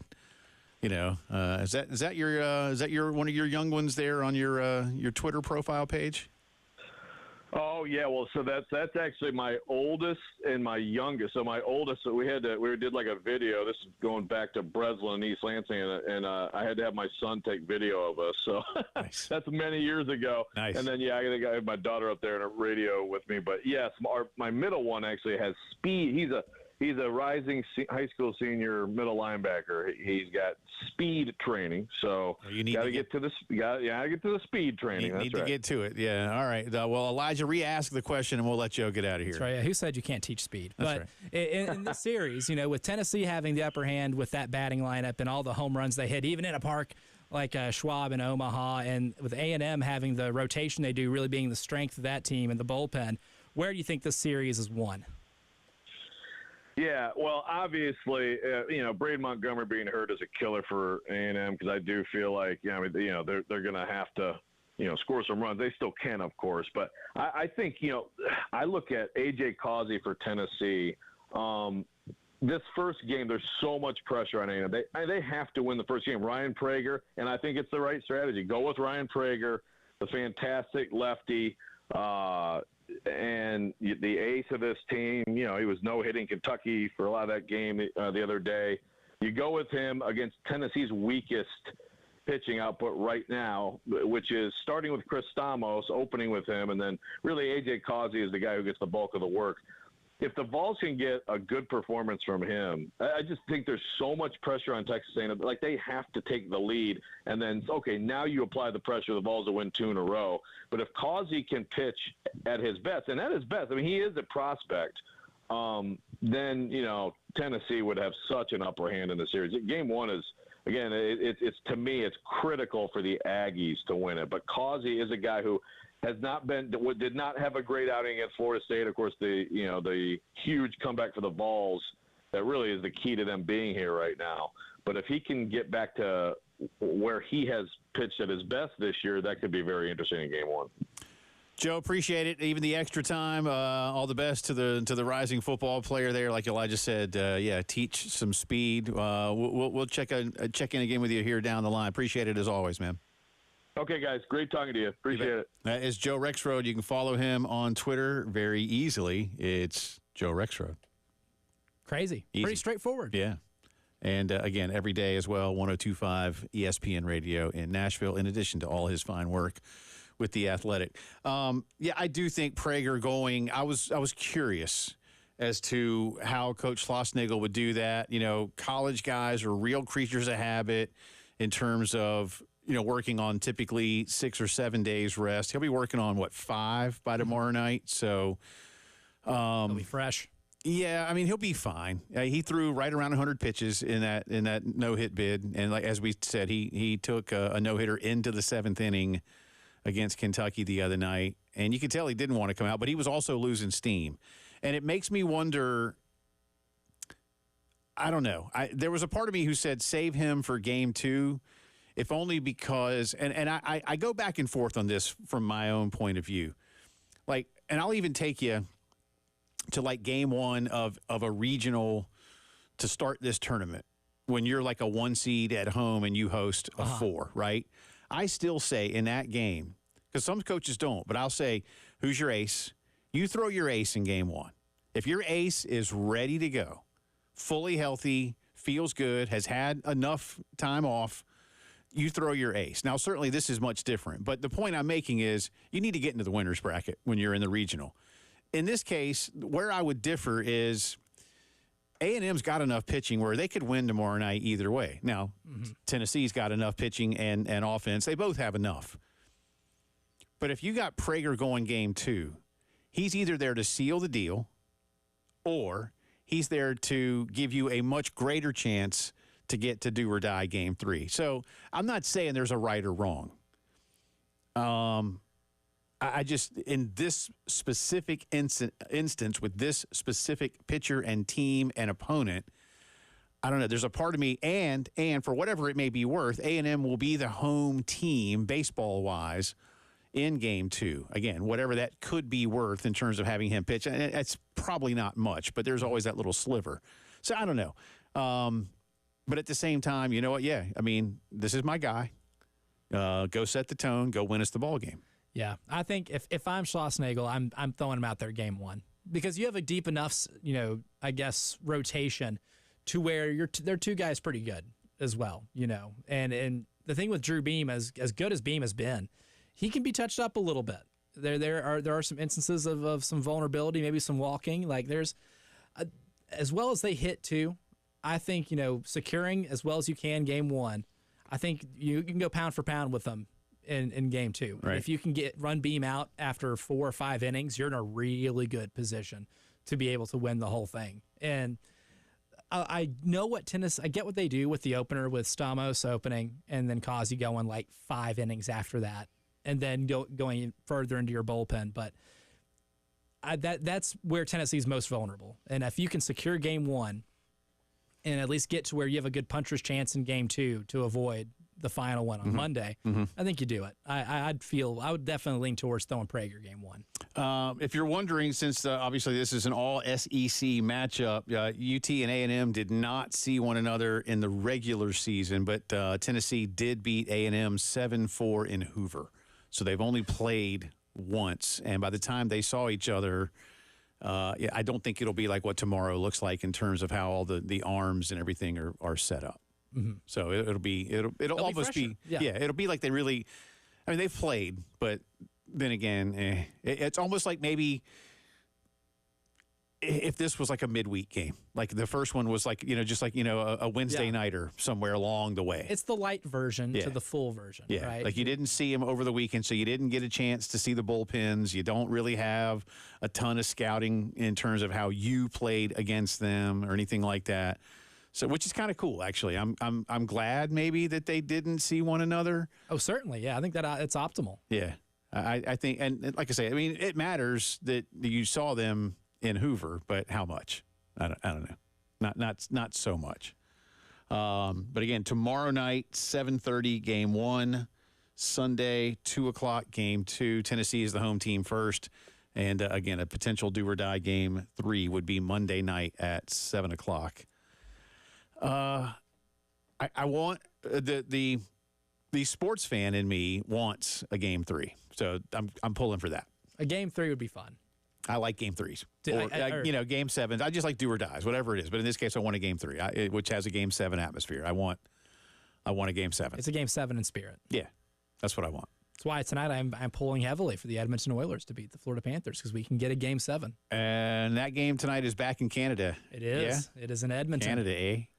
But Connor McDavid, again, the greatest Canadian name of all time. It's the most Canadian. He was born to be what he is. Yes, I would not disagree at all. Speaking of baseball, the first of 2 to give away right now. If you are caller 5, 803-404-6100, Elijah is going to hook you and your family up with a 4-pack of tickets to Sunday's Columbia Fireflies game over at Segra Park. 803-404-6100. Caller 5. And we'll do this again next hour.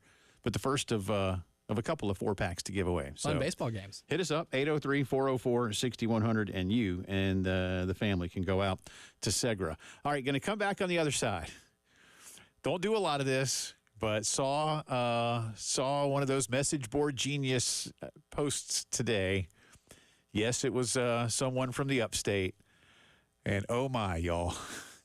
I'm going to read it to you and see what you think when the postgame show continues.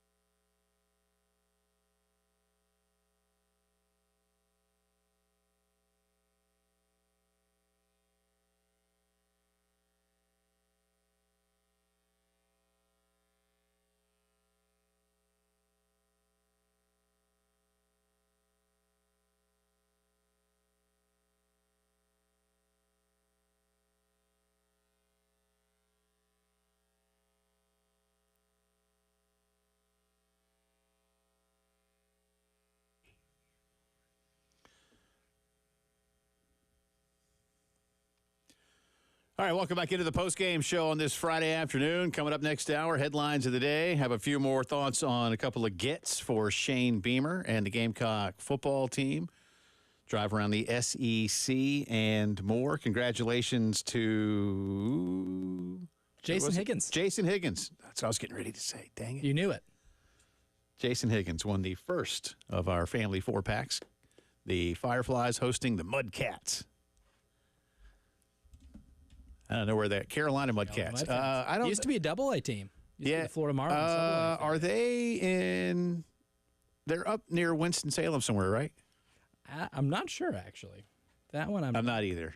100%. And, you know, when people say Carolina, it's really hard. They used to play with the Chattanooga Lookouts. Used to be in that league with them and the Birmingham Barons. Fun Southern League. I want to say they're up in the triangle somewhere. That triangle, not the Raleigh triangle, but the Greensboro, Winston, High Point triangle. I think that's where they are. There are too many triangles. Well, they got a lot of people up there. I'll tell you that much. All right. I don't do this. In fact, I'm not sure I've ever done this before. But I saw this morning, and Mike Gillespie was in earlier today, and he threw this out, and Message Board Genius has had this. Zebulon, North Carolina. Yeah, I do. Well, find out. I think that's in that other triangle. Anyway, this is I don't know which Clemson fan site this is, but the user is his name is Fast Chad. And clearly he's a big-timer because his Tiger Pulse, whatever that means, is 100%. So, I mean... No one has ever been more Tiger than this man. That Fast Chad has got it going on when it comes to pulling for Clemson. Not a single percent anything other than Tiger. This post is from yesterday, by the way. So this is not something that's been pulled out of the archive. This was yesterday. Please, and as I said on Twitter, there are so many things in here. And I'll do my best to not chuckle through it, okay? But it's going to be hard, just letting you know. And Clemson fans, by the way, many of you, I know you'll be chuckling along as well, okay? You will. This isn't an anti-Clemson thing. This might be the funniest message board post I've ever seen. Yeah, this is just, it just so happens to be here in our state. But I know plenty of Clemson people that will be laughing along with this as well. So I want to make that abundantly clear. This is Fast Chad yesterday. I was asking some guys at the bar last night how much they donated to Clemson NIL. These weren't my boys wearing Crocs, crushing Natty Lights. These were guys wearing collared shirts and belts. So you know they have some serious coin. 2 of 3 guys donated. Fancy belt technology. I mean, if you wear a belt, you're loaded. 2 of 3 guys donated nothing, and 1 donated $100 last year. All 3 said they wanted to donate more, but their wives would get mad, so they don't. Classic. I'm not even going to start about how much money women spend on shoes and laser hair removal. Parentheses, he says. Biggest reason I'm not married, by the way. I'm sure. Yeah, There may be reasons, Fast Chad. That's just the biggest. But shoes and laser hair removal ain't it, bro. Anyhow, he says, that's him saying, anyhow, I put my thinking cap on and came up with an idea that would get women on board with big-time donations. Someone needs to get in Dabo's ear about making a calendar like the annual Hooters calendar and use the profits on NIL. The things the women in my mom's book club say they do to Dabo in bed would make a sailor blush. They understandably think he is hot. Understandably. Understandably, yes. Think about the advantage Clemson has here, writes Fast Chad. Georgia and LSU have fat coaches with bad haircuts. Women take their hair seriously, so there is no way Ryan Day's bad hair dye would make it on the wall of the bedroom. And I just don't see DeBoer moving the dial for any woman under 70. Having the hottest coach in football could legit turn us into an NIL powerhouse. You can't tell me I'm wrong on this one. That Fast Chad And again, I don't know which Clemson message board he subscribes to here, but like I said, his Tiger Pulse, however they come up with these things, his Tiger Pulse is 100%. So he is totally legit. More like 110%. Yeah, after maybe that so. one, baby. I'm fired up. Yeah. So many things. First off, I did not know until today that if you wore a collared shirt and a belt, you have serious coin. I did not realize that was one of the main attributes of those in the, It's a real sign of wealth. the top 10%, top 20%. I don't know. Where's the cutoff on wearing a belt? Cutoffs. Okay. And like a tank top, Yeah. like Joe Dirt. no collar there. Yeah. Okay. Again, I don't know. I think the belt thing is still my favorite, but the money women spend on shoes and laser hair removal being Fast Chad's biggest reason for not being married. For one thing, Fast Chad knows way too much about what his mom's book club thinks about Dabo, and it makes me wonder if Fast Chad is at home while mom's book club is having their meeting. I think this is just journalism. He's getting the pulse, the fan base. Okay, so you think he just happens every so often, like he doesn't live with mom still, that he just happens to go to mom's house Yeah, I didn't say journalism and that were mutually exclusive. when they He have could be book doing club? both. He could be living there and doing some investigation. And he says that, as you pointed out, they understandably think Dabo is hot. Understandably. He's handsome. Yeah. And Hot might be the wrong and adjective. again, another real Handsome. backhanded shot at women. Women take hair seriously, so there is no way Ryan Day's bad hair dye would make it on the wall of the bedroom.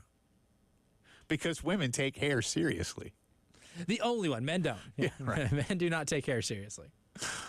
And then I think, though, but the fact that he wraps it up with, you can't tell me I'm wrong on this one. This is one of those things where something that is completely hypothetical and pulled from the ether is the dude at the bar. That's a fact. I mean, that's a fact. Well, nah, man, it's not a fact because it didn't happen and it can't happen and it won't happen. So it's not a fact. It's an opinion. Our guy's been hearing us talk about new revenue streams, and he has been sparked up with an idea. However, we talk about, copycats in college sports all the time because we talk about, the naming rights of the Big 12, and if it's a hit, the SEC will do it. Buddy, Notre Dame's got Marcus Freeman as their head coach. It's a handsome man. You don't want to push that domino. How many years You'll worth get of out-earned. Hooters calendars do you think Fast Chad has on the wall? Probably every year since 1992. Yeah. I'd be disappointed if there's any less. Well, listen, guys, if you don't want people chasing you for your money, take your belt off. Don't wear a collar. Just letting you know, yeah, and take off the collar. Hour 3 coming up.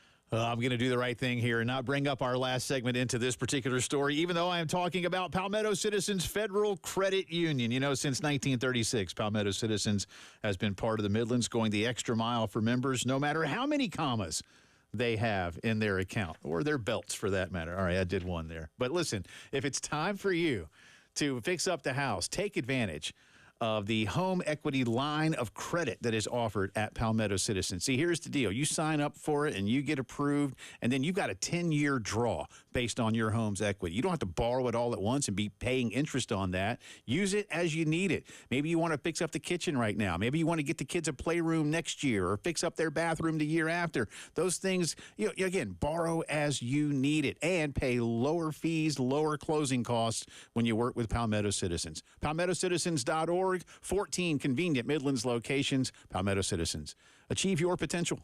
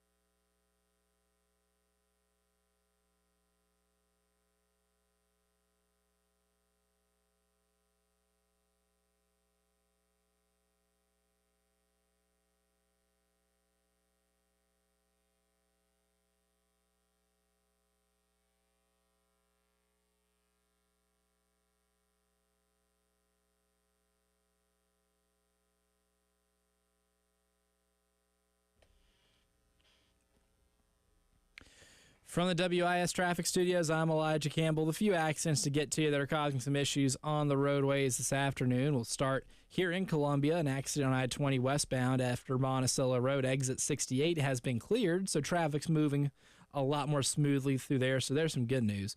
We still have an accident on Shop Road at Pineview Drive causing some issues, as well as a couple in Lexington County, both on I-26 westbound. One's just after the Augusta Road exit 111, and the other one's just after exit 119.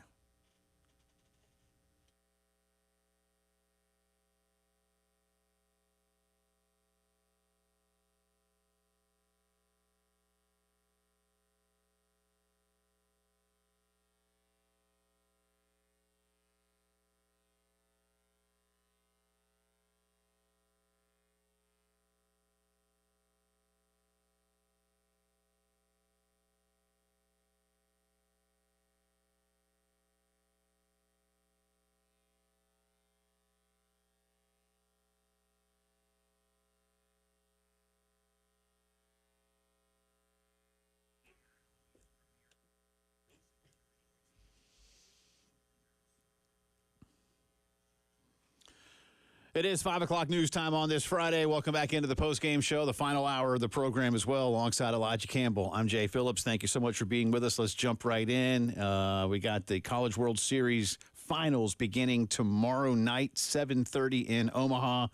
At this point in time, Texas A&M has announced that big lefty Ryan Prager will be starting for the Aggies. Tennessee, Elijah and I just trying to dig around, has yet to name their starting pitchers. So I'm not sure if this is gamesmanship on the part of Tony Vitello. I don't know. Hey, look, they hadn't played in a couple of days. Everybody's going to have plenty of rest. So, and we were just talking to Joe Rexroad about that. Tennessee doesn't have the starting pitching, perhaps, that Texas A&M has. So it could be more of a by-committee approach, maybe tonight or tomorrow. Coach Vitello lets us know. I mean, obviously by tomorrow he will, but early enough. Yeah, if I'm Vitello, maybe it might make sense to save Drew Beam for Game 2 and just kind of stick to the normal weekend rotation you've had all year. Because, I mean, you alluded to it, right? I mean, these guys are creatures of habit. And to keep them in their rhythm and their groove as much as you can, something I would advise to do. So I have a feeling Stamos starts Game 1, and then maybe after an inning and a third, inning and 2/3, you'll see Kazi and maybe him go 4 or 5 innings, depending on how he's dealing. Right. 7:30 tomorrow night. Game 1, Tennessee will be the home team tomorrow. Game 2, A&M will be the home team Sunday. That's a 2 o'clock start. If there is a Game 3, it would be Monday night at 7. And again, I'm pulling for a Game 3 for a Game 7 type atmosphere. A winner take all. Yeah. That was the best ones, man. When was the last time we had that? That was last year. Yeah, they had one last year. Yeah, there's been a few. It was just a blowout. So I guess it didn't have that same type of feeling when it's 18-4.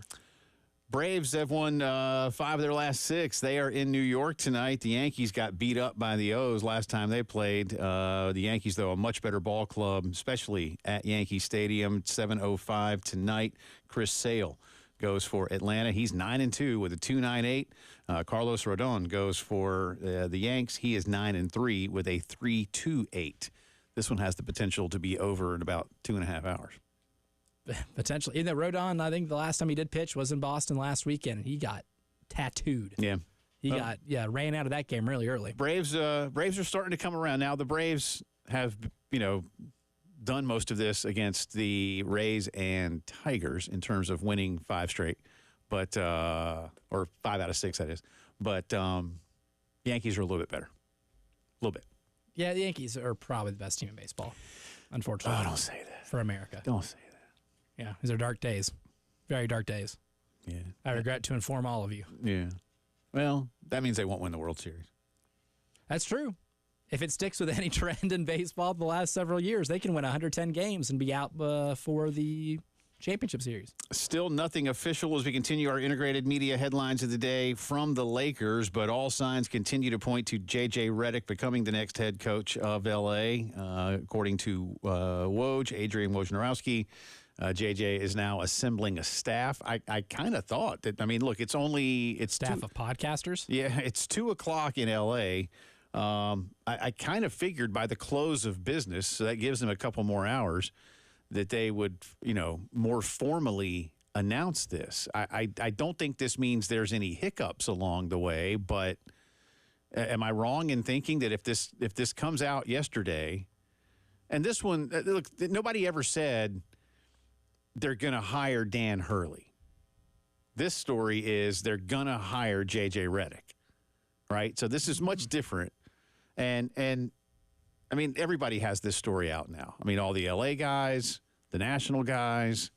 Let's face it, the L.A. guys are a lot like national guys these days. So am I missing something? Is it just, are we talking contract details here? Probably. And maybe they're about to news dump the signing of some head assistant coaches as well. I would see, like a Friday night news dump is when you don't want people exactly to see it. I think there might be a little bit of shame and embarrassment here. Oh, my God. See, that's terrible then. I mean, you're setting him up for failure already. How have the Lakers become so inept? It's like watching the New York Giants. Like, the Jets are one thing, right? But it's like watching the Giants become inept for a couple of years, like for more than a couple of years. It's like, hey, Giants, what the hell, man? Like, y'all are the Giants. You're not supposed to. People aren't doing basketball things. They don't have basketball people in those positions. And good ones at least. The Lakers aren't the Giants, if you follow my drift. Right? Like, yeah. they're the Lakers are the biggest brand in the sport. They're the Lakers. Yeah. So disappointing. I mean, at least the Cowboys aren't inept. They don't go to the Super Bowl anymore, but they consistently will win you 11 or 12 games. And I'm not saying that's great. But that's not where their problems lie. And maybe the Lakers are kind of like the Cowboys. I don't know. But the Lakers won a title. Again, the COVID title counts. Everybody was in the bubble at Disney, so that counts. If anything, that's harder. Yeah, I'm not going to not, it was just a COVID title. Oh, that was a bubble title. All right, you still had to go play NBA. It's still a title. Yeah, it's a title. It counts. Everybody was playing under the same rules and under the same roof. Quite literally, under the exact same roof. I mean, it counts. That's a title. So, but just all of a sudden, it's like, what are y'all doing? I don't know. I don't get it. But I thought they'd be. If I'm them, I'm trying to make this as grand an announcement as I possibly can. Well, that's what the Lakers do. Even their bad decisions, they make grand. Well, because they're the Lakers. Anyway, it hadn't happened yet, but all signs continue to point to J.J. Redick becoming the next head coach of the Los Angeles Lakers. This is an interesting story. It doesn't have a whole lot of play around here, but the governor of Kansas, Laura Kelly, signed legislation earlier today, this according to the AP, that could potentially, and that's a big word there, potentially lure both the Chiefs and the Royals across the border and into Kansas in terms of the metro area of Kansas City. It's obviously a border town. All y'all know that. But right now, both of them play in Missouri. And recently, Missouri voters rejected a plan. It wouldn't have really raised taxes, but it would have shifted some things, and it would have helped build new complexes for both the Royals and the Chiefs. Chiefs wouldn't have gotten a new stadium, but they would have had some enhancements around Arrowhead. A lot of places these days want to do what the Braves have done.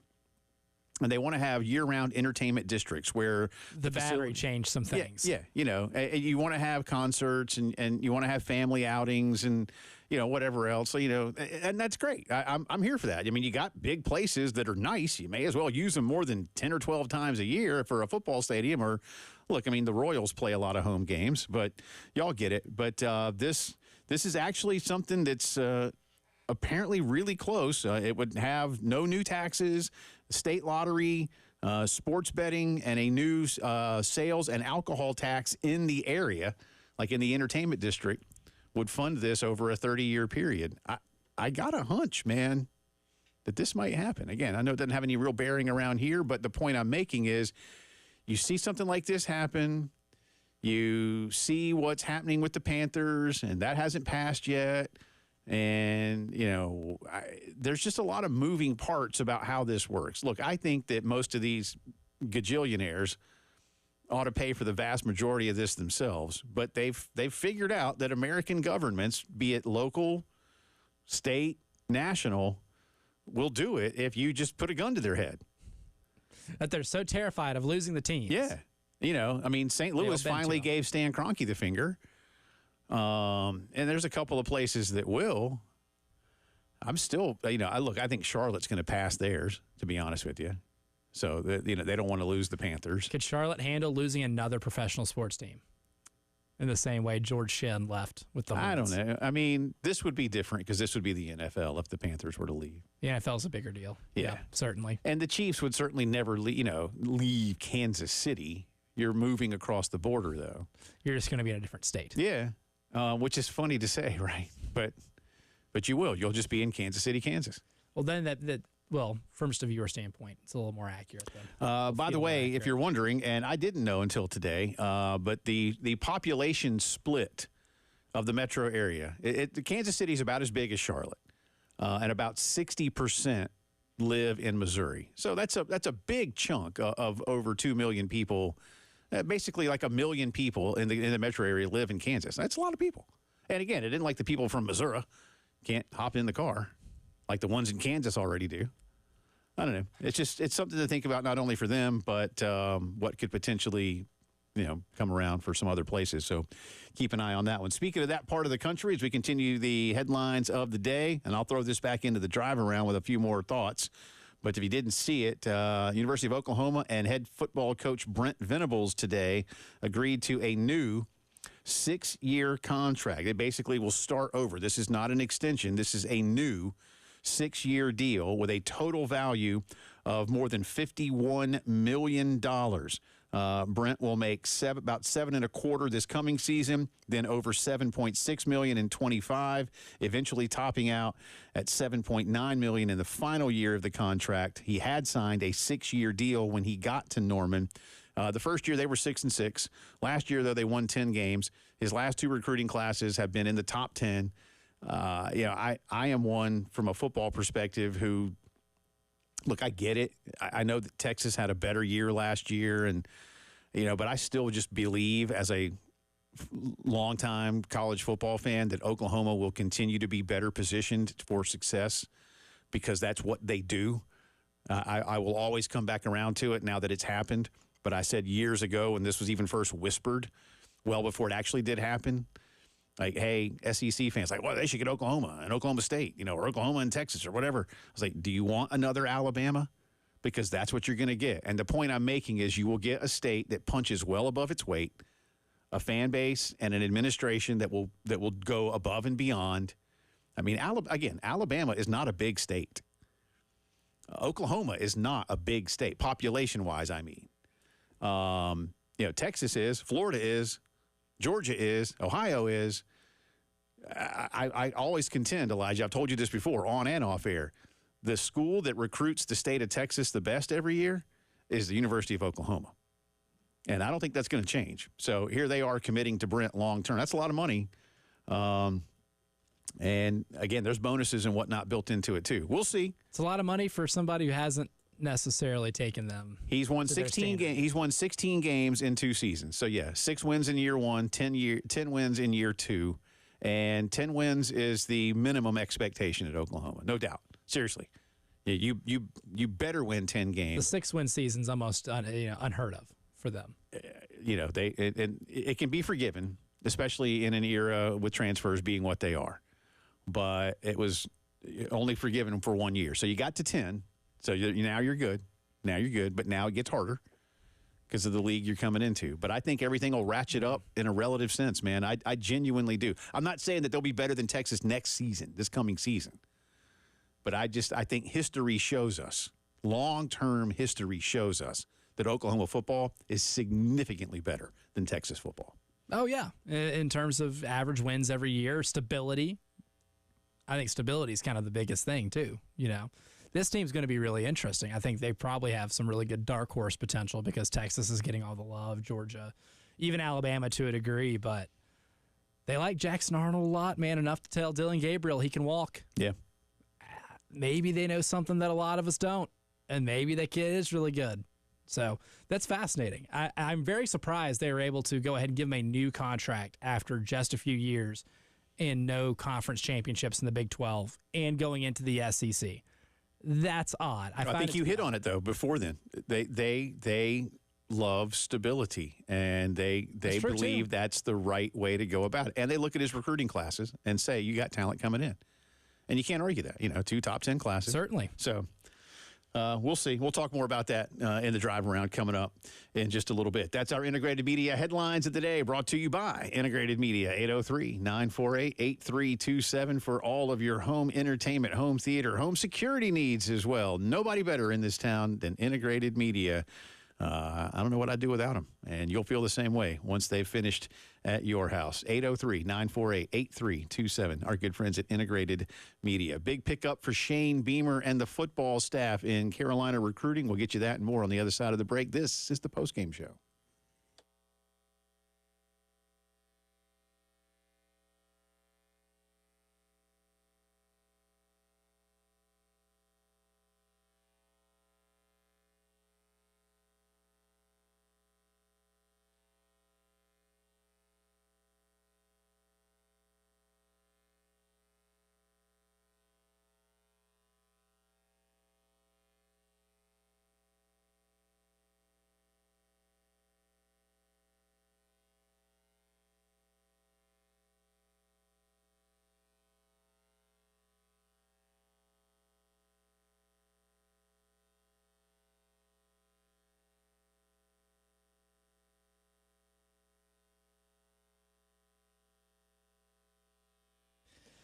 Everybody's got different weight loss journeys, and everybody has different, well, clearly bodies that work different than others, different schedules, different lifestyles. So losing weight the way you want to can be difficult if you've gone through a lot of different dieting and a lot of different plans.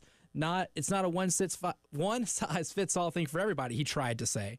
But at Columbia Secret for Weight Loss, they do one thing that a lot of other companies and a lot of other plans don't do. They get you a personalized plan for you, a personalized plan that involves one-on-one coaching. And Paul Grant and Shaylin over at Columbia Secret for Weight Loss did wonders for me and just talking me through what I do on a daily basis, what I put into my body on a daily basis, what my physical activity is like, and how it can get better. And the results showed 20 pounds down just after a month of doing the program. And if you're interested in learning the secret of losing up to a pound of unhealthy fat per day and start your own success story, hit them up, 803-824-4210. Columbia Secret for Weight Loss. Results may vary.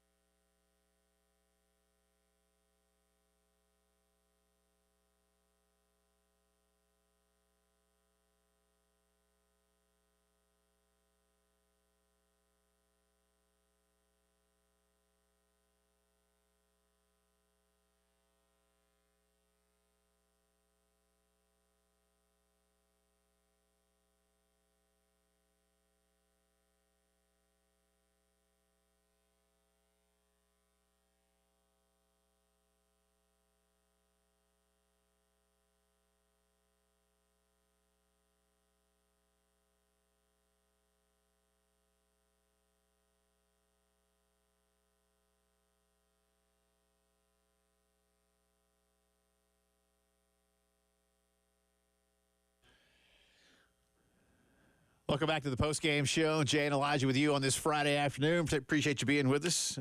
Just heard from a buddy of mine who's passing through town. Thank you, Brooks. He lives up in the... Brooks was here.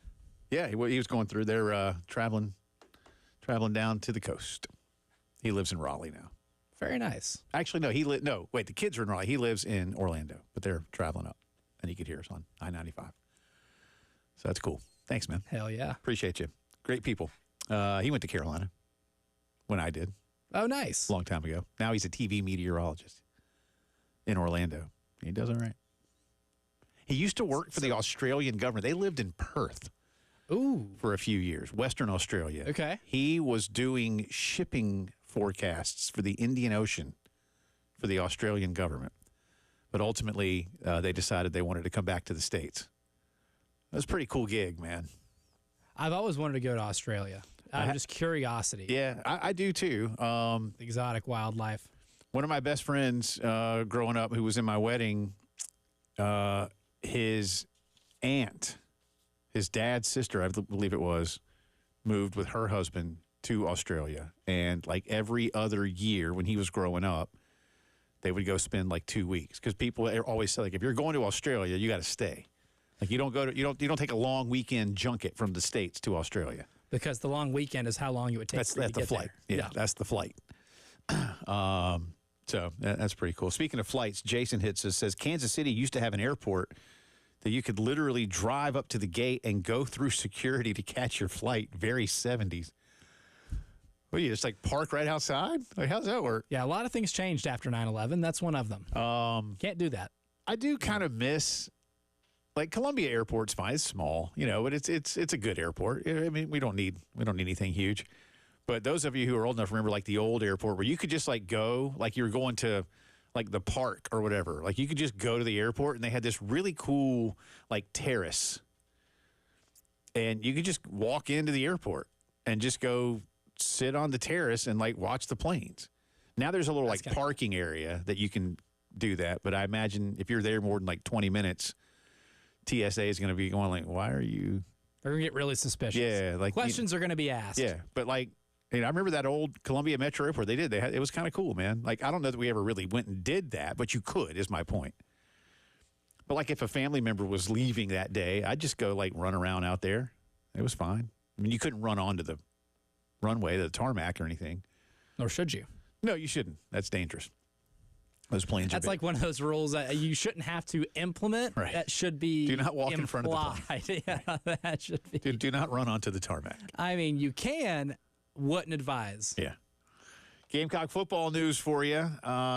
Pretty good pickup from everything that we understand from all our recruiting guys. The Gamecocks have gotten a pledge from 4-star defensive lineman, really an edge rusher, Jaquavius Dodd, 6'5", 235. He is the 6th best prospect in the state of South Carolina, according to the On3 industry ranking, which weighs all of the various recruiting services. On3, they say, and that's where Gamecock Central is affiliated. This is a piece from Chris. Chris writes, they're particularly high on Dodd as a college prospect, ranking him number 139 nationally and the number 2 prospect in South Carolina.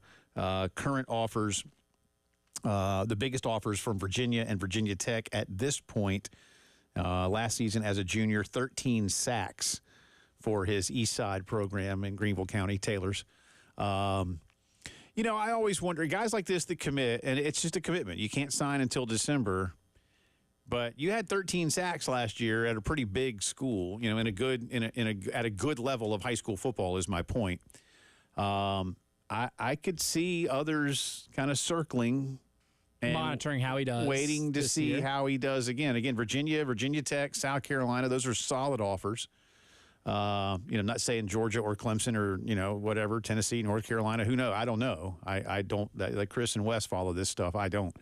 But if you had 13 sacks as a junior and you're committed to South Carolina now, it's going to mean that Carolina, Sterling Lucas is his number 1 coach and recruiter.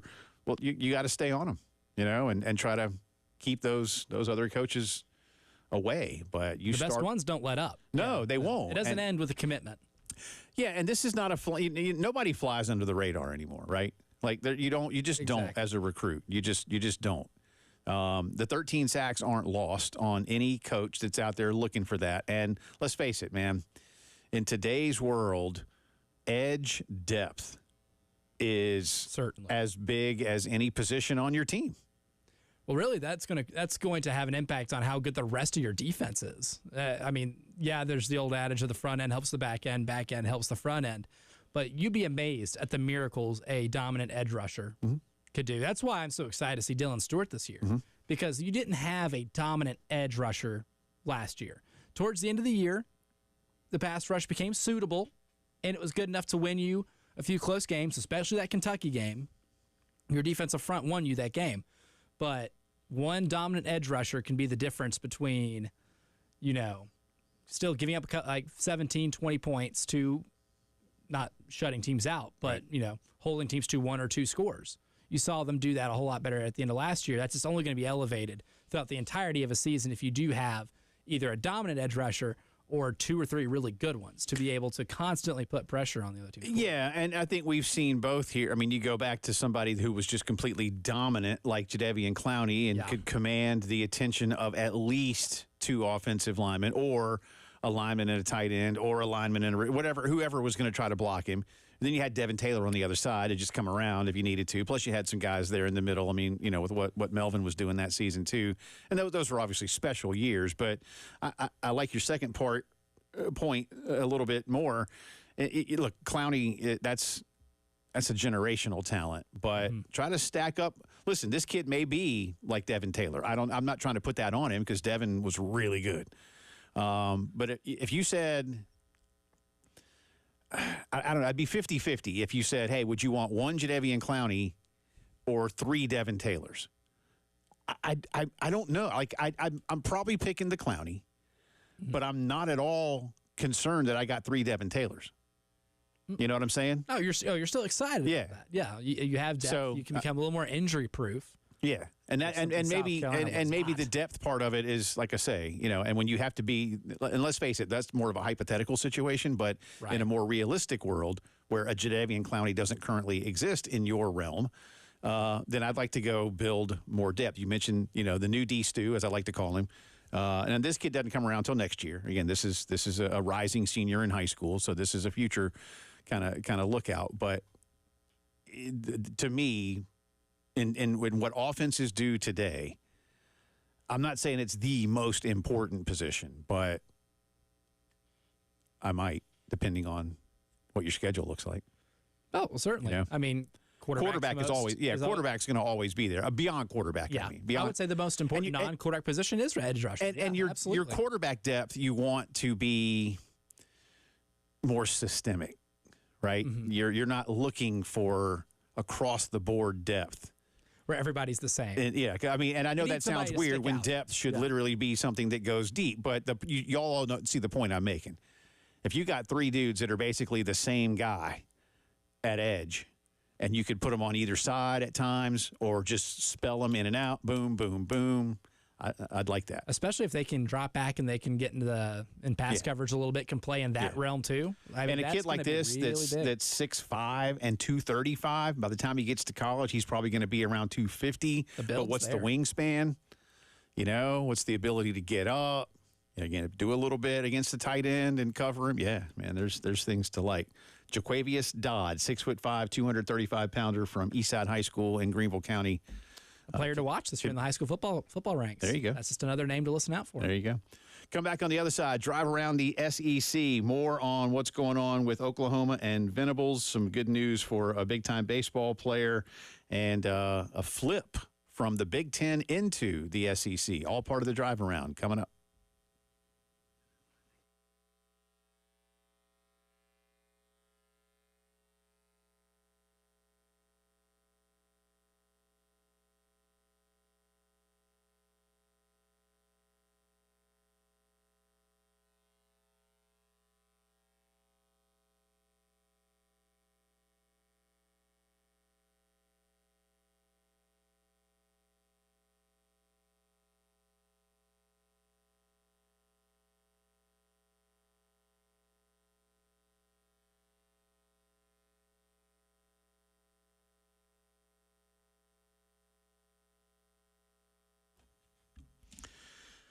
You know, a lot of us, as we get a little older, just don't feel right. You know, we're not sick.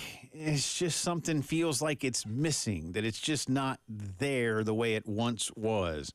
But also, you might not go to the doctor when you feel that way because you think, well, it's not a medical problem. I'm just not quite who I used to be. Well, that's not necessarily the case. Don't be the guy that doesn't want to go to the doctor. Instead, go see Dr. Dan Balknight and his team at the men's clinic. They'll get you to feeling better. And one of the first things they'll do is sit down with you one-on-one and talk about what you do every day, literally what you do every day, and begin to find the patterns that may lead to where you think that hole is. And then they fill them up and get you back to feeling the way you want to feel, like you used to. No such thing as a one-size-fits-all treatment at the men's clinic. Call them up. Get a free consultation, 803-875-MENS, and learn more at themensclinicsc.com.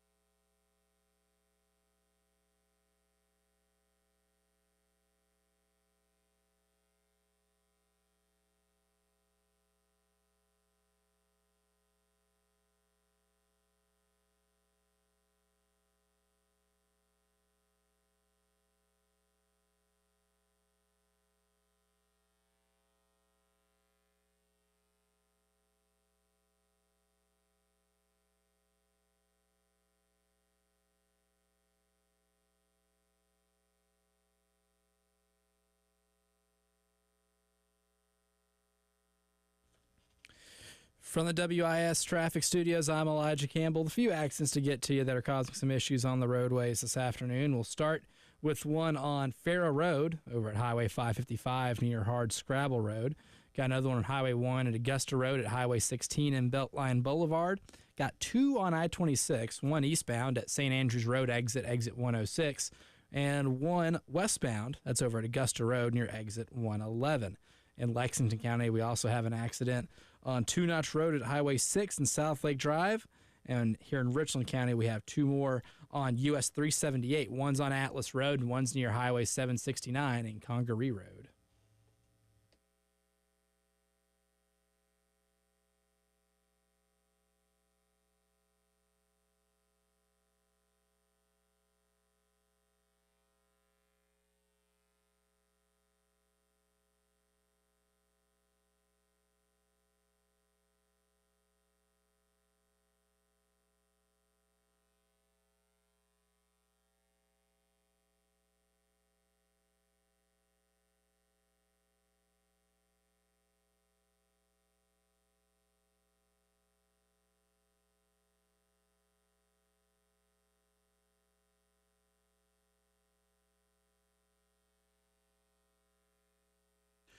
It is Drive Around the SEC time. Welcome back in. Jay Phillips, Elijah Campbell with you on this Friday afternoon. We'll stay with some football news again. If you missed it in the headlines at the top of the hour, University of Oklahoma and football coach Brent Venables today announcing a new 6-year deal. It will basically replace the deal he was working under since he took over the OU program after leaving Clemson. It's a deal that will have a total value of $51.6 million. Brent Venables is 53 years old, won 6 games in his first season, 10 last year.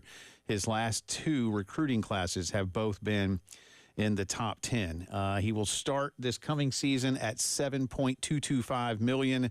It will ultimately go up to $7.925 million in the last year of the deal. He was working under a 6-year, $43 million contract when he left Clemson in December of 2021. So they are making the commitment to him. Elijah and I talked about this, again, about a half hour ago.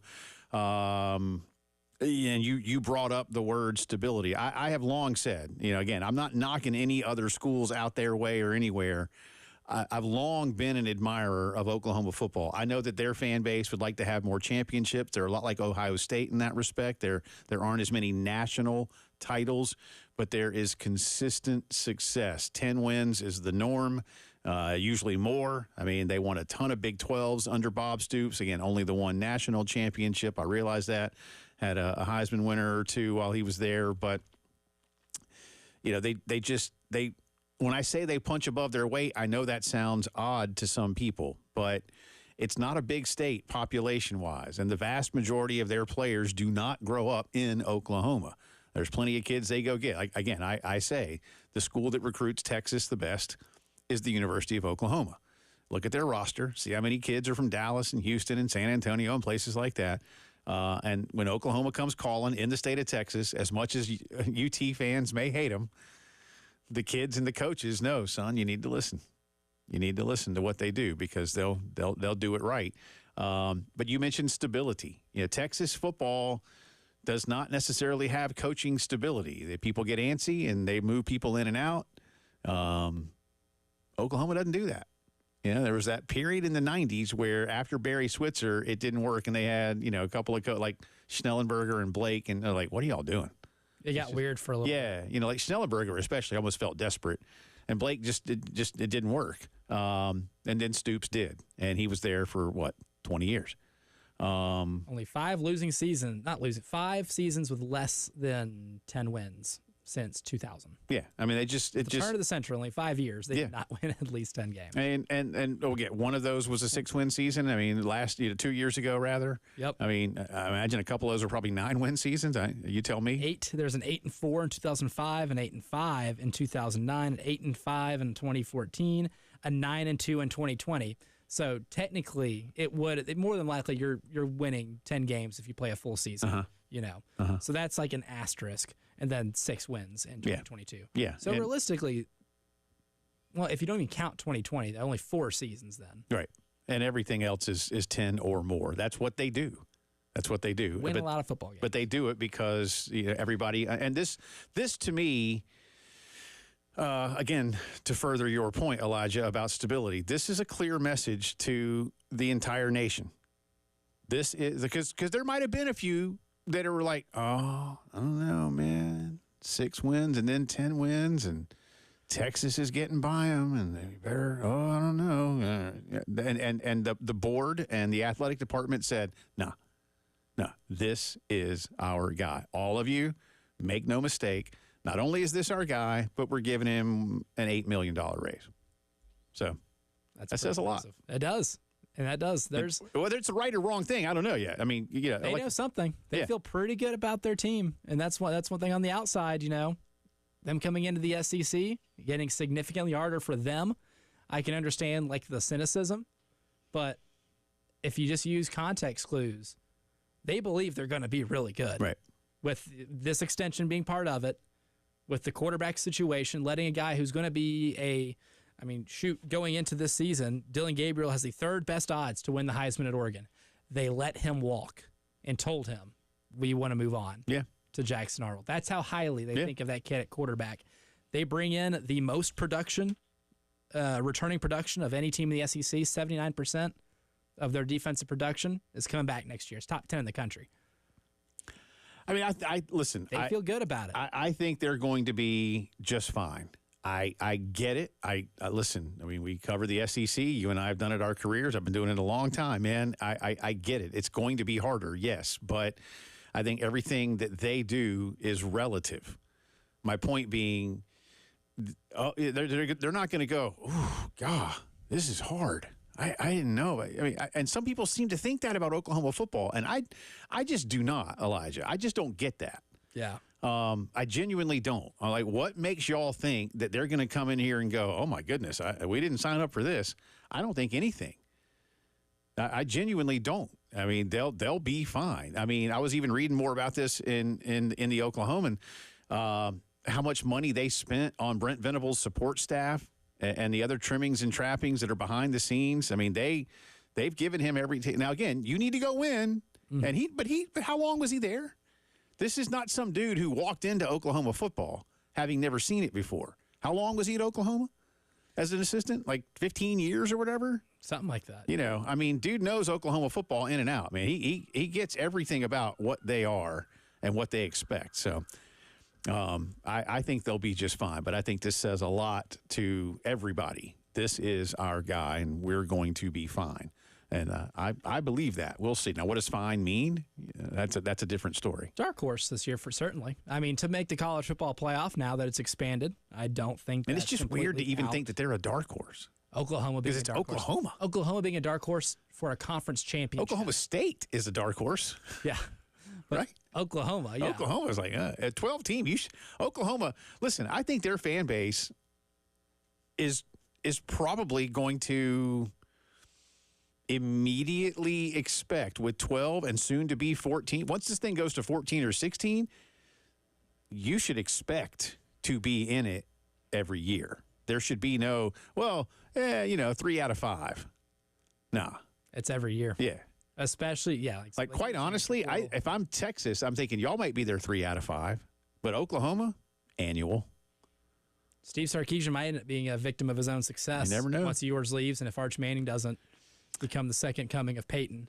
It's not like they hope that he is. More SEC football news. Auburn had a big flip. Alvin Henderson is the number 55 overall player in the country, according to ESPN, and one of the top running backs in the country. It's a 2025 guy. But Auburn is going to get him from Penn State. And earlier today, he said, I'm staying home. He's from Elba, Alabama, had been committed to the Nittany Lions since April, and now says he'll stay home and play for Auburn beginning the following season. Listen, good for Auburn. It's fine. Sorry for James Franklin and Penn State fans, but this is why I'm just so down primarily on verbal commitments. What they don't mean much. They don't mean anything. For being honest. I don't know. I don't know why coaches – well, that's not true. I know why coaches work so hard for them. But there are so many tales like this that are out there. Like why – I don't know. I mean, I'm never surprised anymore when things like this happen. So in one sense, you flipped a guy, but what's to say somebody doesn't come around later this fall when this kid's kicking some tail in Elba, Alabama. Or if Alabama calls. Yeah. I don't know. Right? We'll see. But otherwise, one of the top tailbacks in the recruiting class of 2025, staying inside the home state. That's the drive around the SEC, brought to you by Herndon Chevy, your hometown Chevy dealer. Stop by the showroom, see why Herndon makes you smile. While you're there, you can save $20,000 on new Silverados. Together, let's drive. Final family 4-pack of Fireflies tickets. Man, that's a lot of alliteration in there. You nailed it. Not a single hiccup. Carolina Mudcats coming up on Sunday afternoon. If you'd like to go, be caller 5-803-404-6100. And Elijah has 4 tickets with your name on it. Fireflies versus the Mudcats, Sunday afternoon. Caller 5-803-404-6100. Good luck.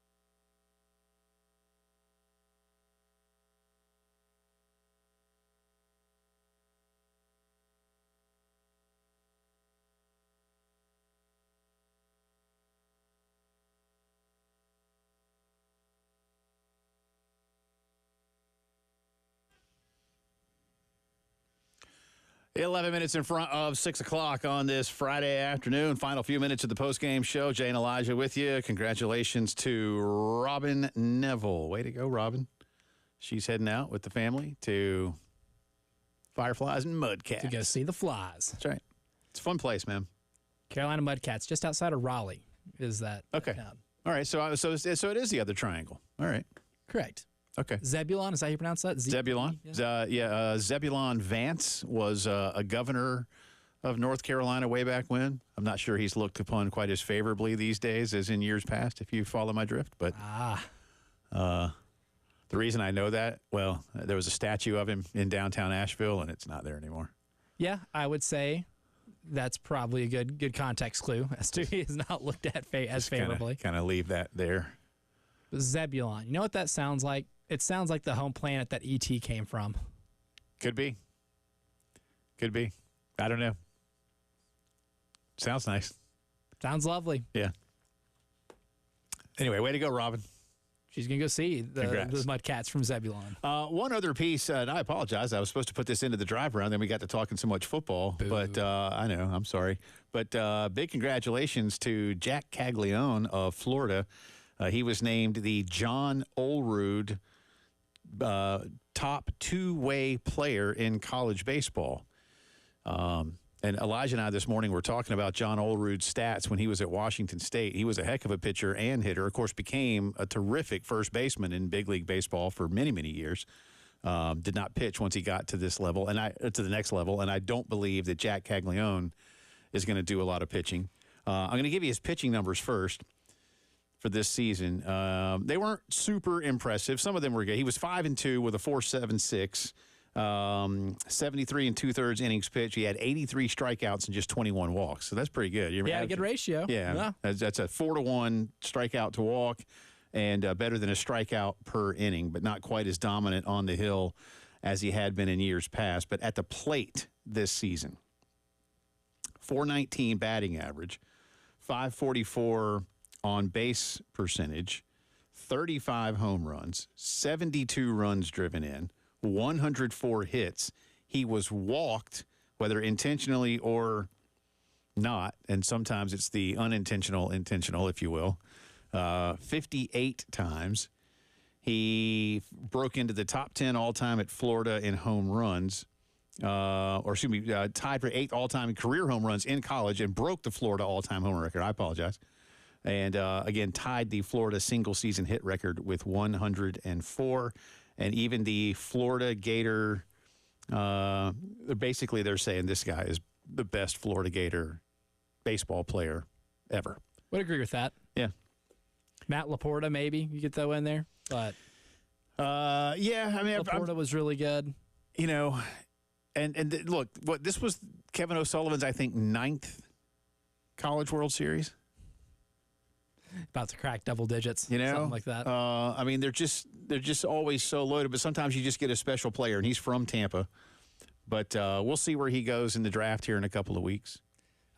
Unfortunately for him, it might be the Chicago White Sox, according to ESPN's Kylie McDaniel, who had him at number 4 to the worst team in baseball. I mean, the good news is fate worse than death. Here's the thing. Chicago White Sox. Here's the thing. In Jack Caglione's lifetime, at least, the Chicago White Sox have won the World Series. He might have been a year old. He was in diapers, but the Chicago White Sox definitely does not remember Bobby Jenks. No, but in his lifetime, the Chicago White Sox have won the World Series. So there's that, which is nice. True. In my lifetime, the Florida Marlins won 2 World Series. Has not done them any good now. No, it really has not. At all. But hey, Florida Marlins, in my lifetime, have as many World Series titles as the Braves do. The Atlanta Braves at least. Hey, Yes. the Braves have 4. Not in my lifetime. No, not in my lifetime either. But that's true. But if I could petition anything, like any championship won before desegregation should not count on paper. We can go ahead, we can remove those. That's fair. So if the Yankees win the World Series this year and this is championship 28, well, let's put some asterisks on these, okay? Speaking of Real championships, championships. in baseball, our poll question results are final. Primarily thrown out to Gamecock baseball fans, but anyone was eligible to click a button and vote. Who are you rooting for in this weekend's College World Series Finals? Again, not your prediction, but who you want to win. Tennessee, Texas A&M, or don't care. 43.1% pulling for Texas A&M. Doesn't surprise me. 38.8% don't care. Just 18.1% pulling for Tennessee. Again, this is not a judgment, but it did surprise me to see that many people around these parts pulling for Tennessee this weekend. Maybe they just don't like A&M. Which is totally fair. Yeah. The culty vibe around the Yell leaders at A&M makes a lot of people uncomfortable. I wonder if I had changed the words don't care to just indifferent. Yeah, neither. Yeah. If that would have gotten even more. Don't know. Y'all have a great weekend. Enjoy the baseball. Stay nice and cool. It's going to be hot. We'll see you Monday.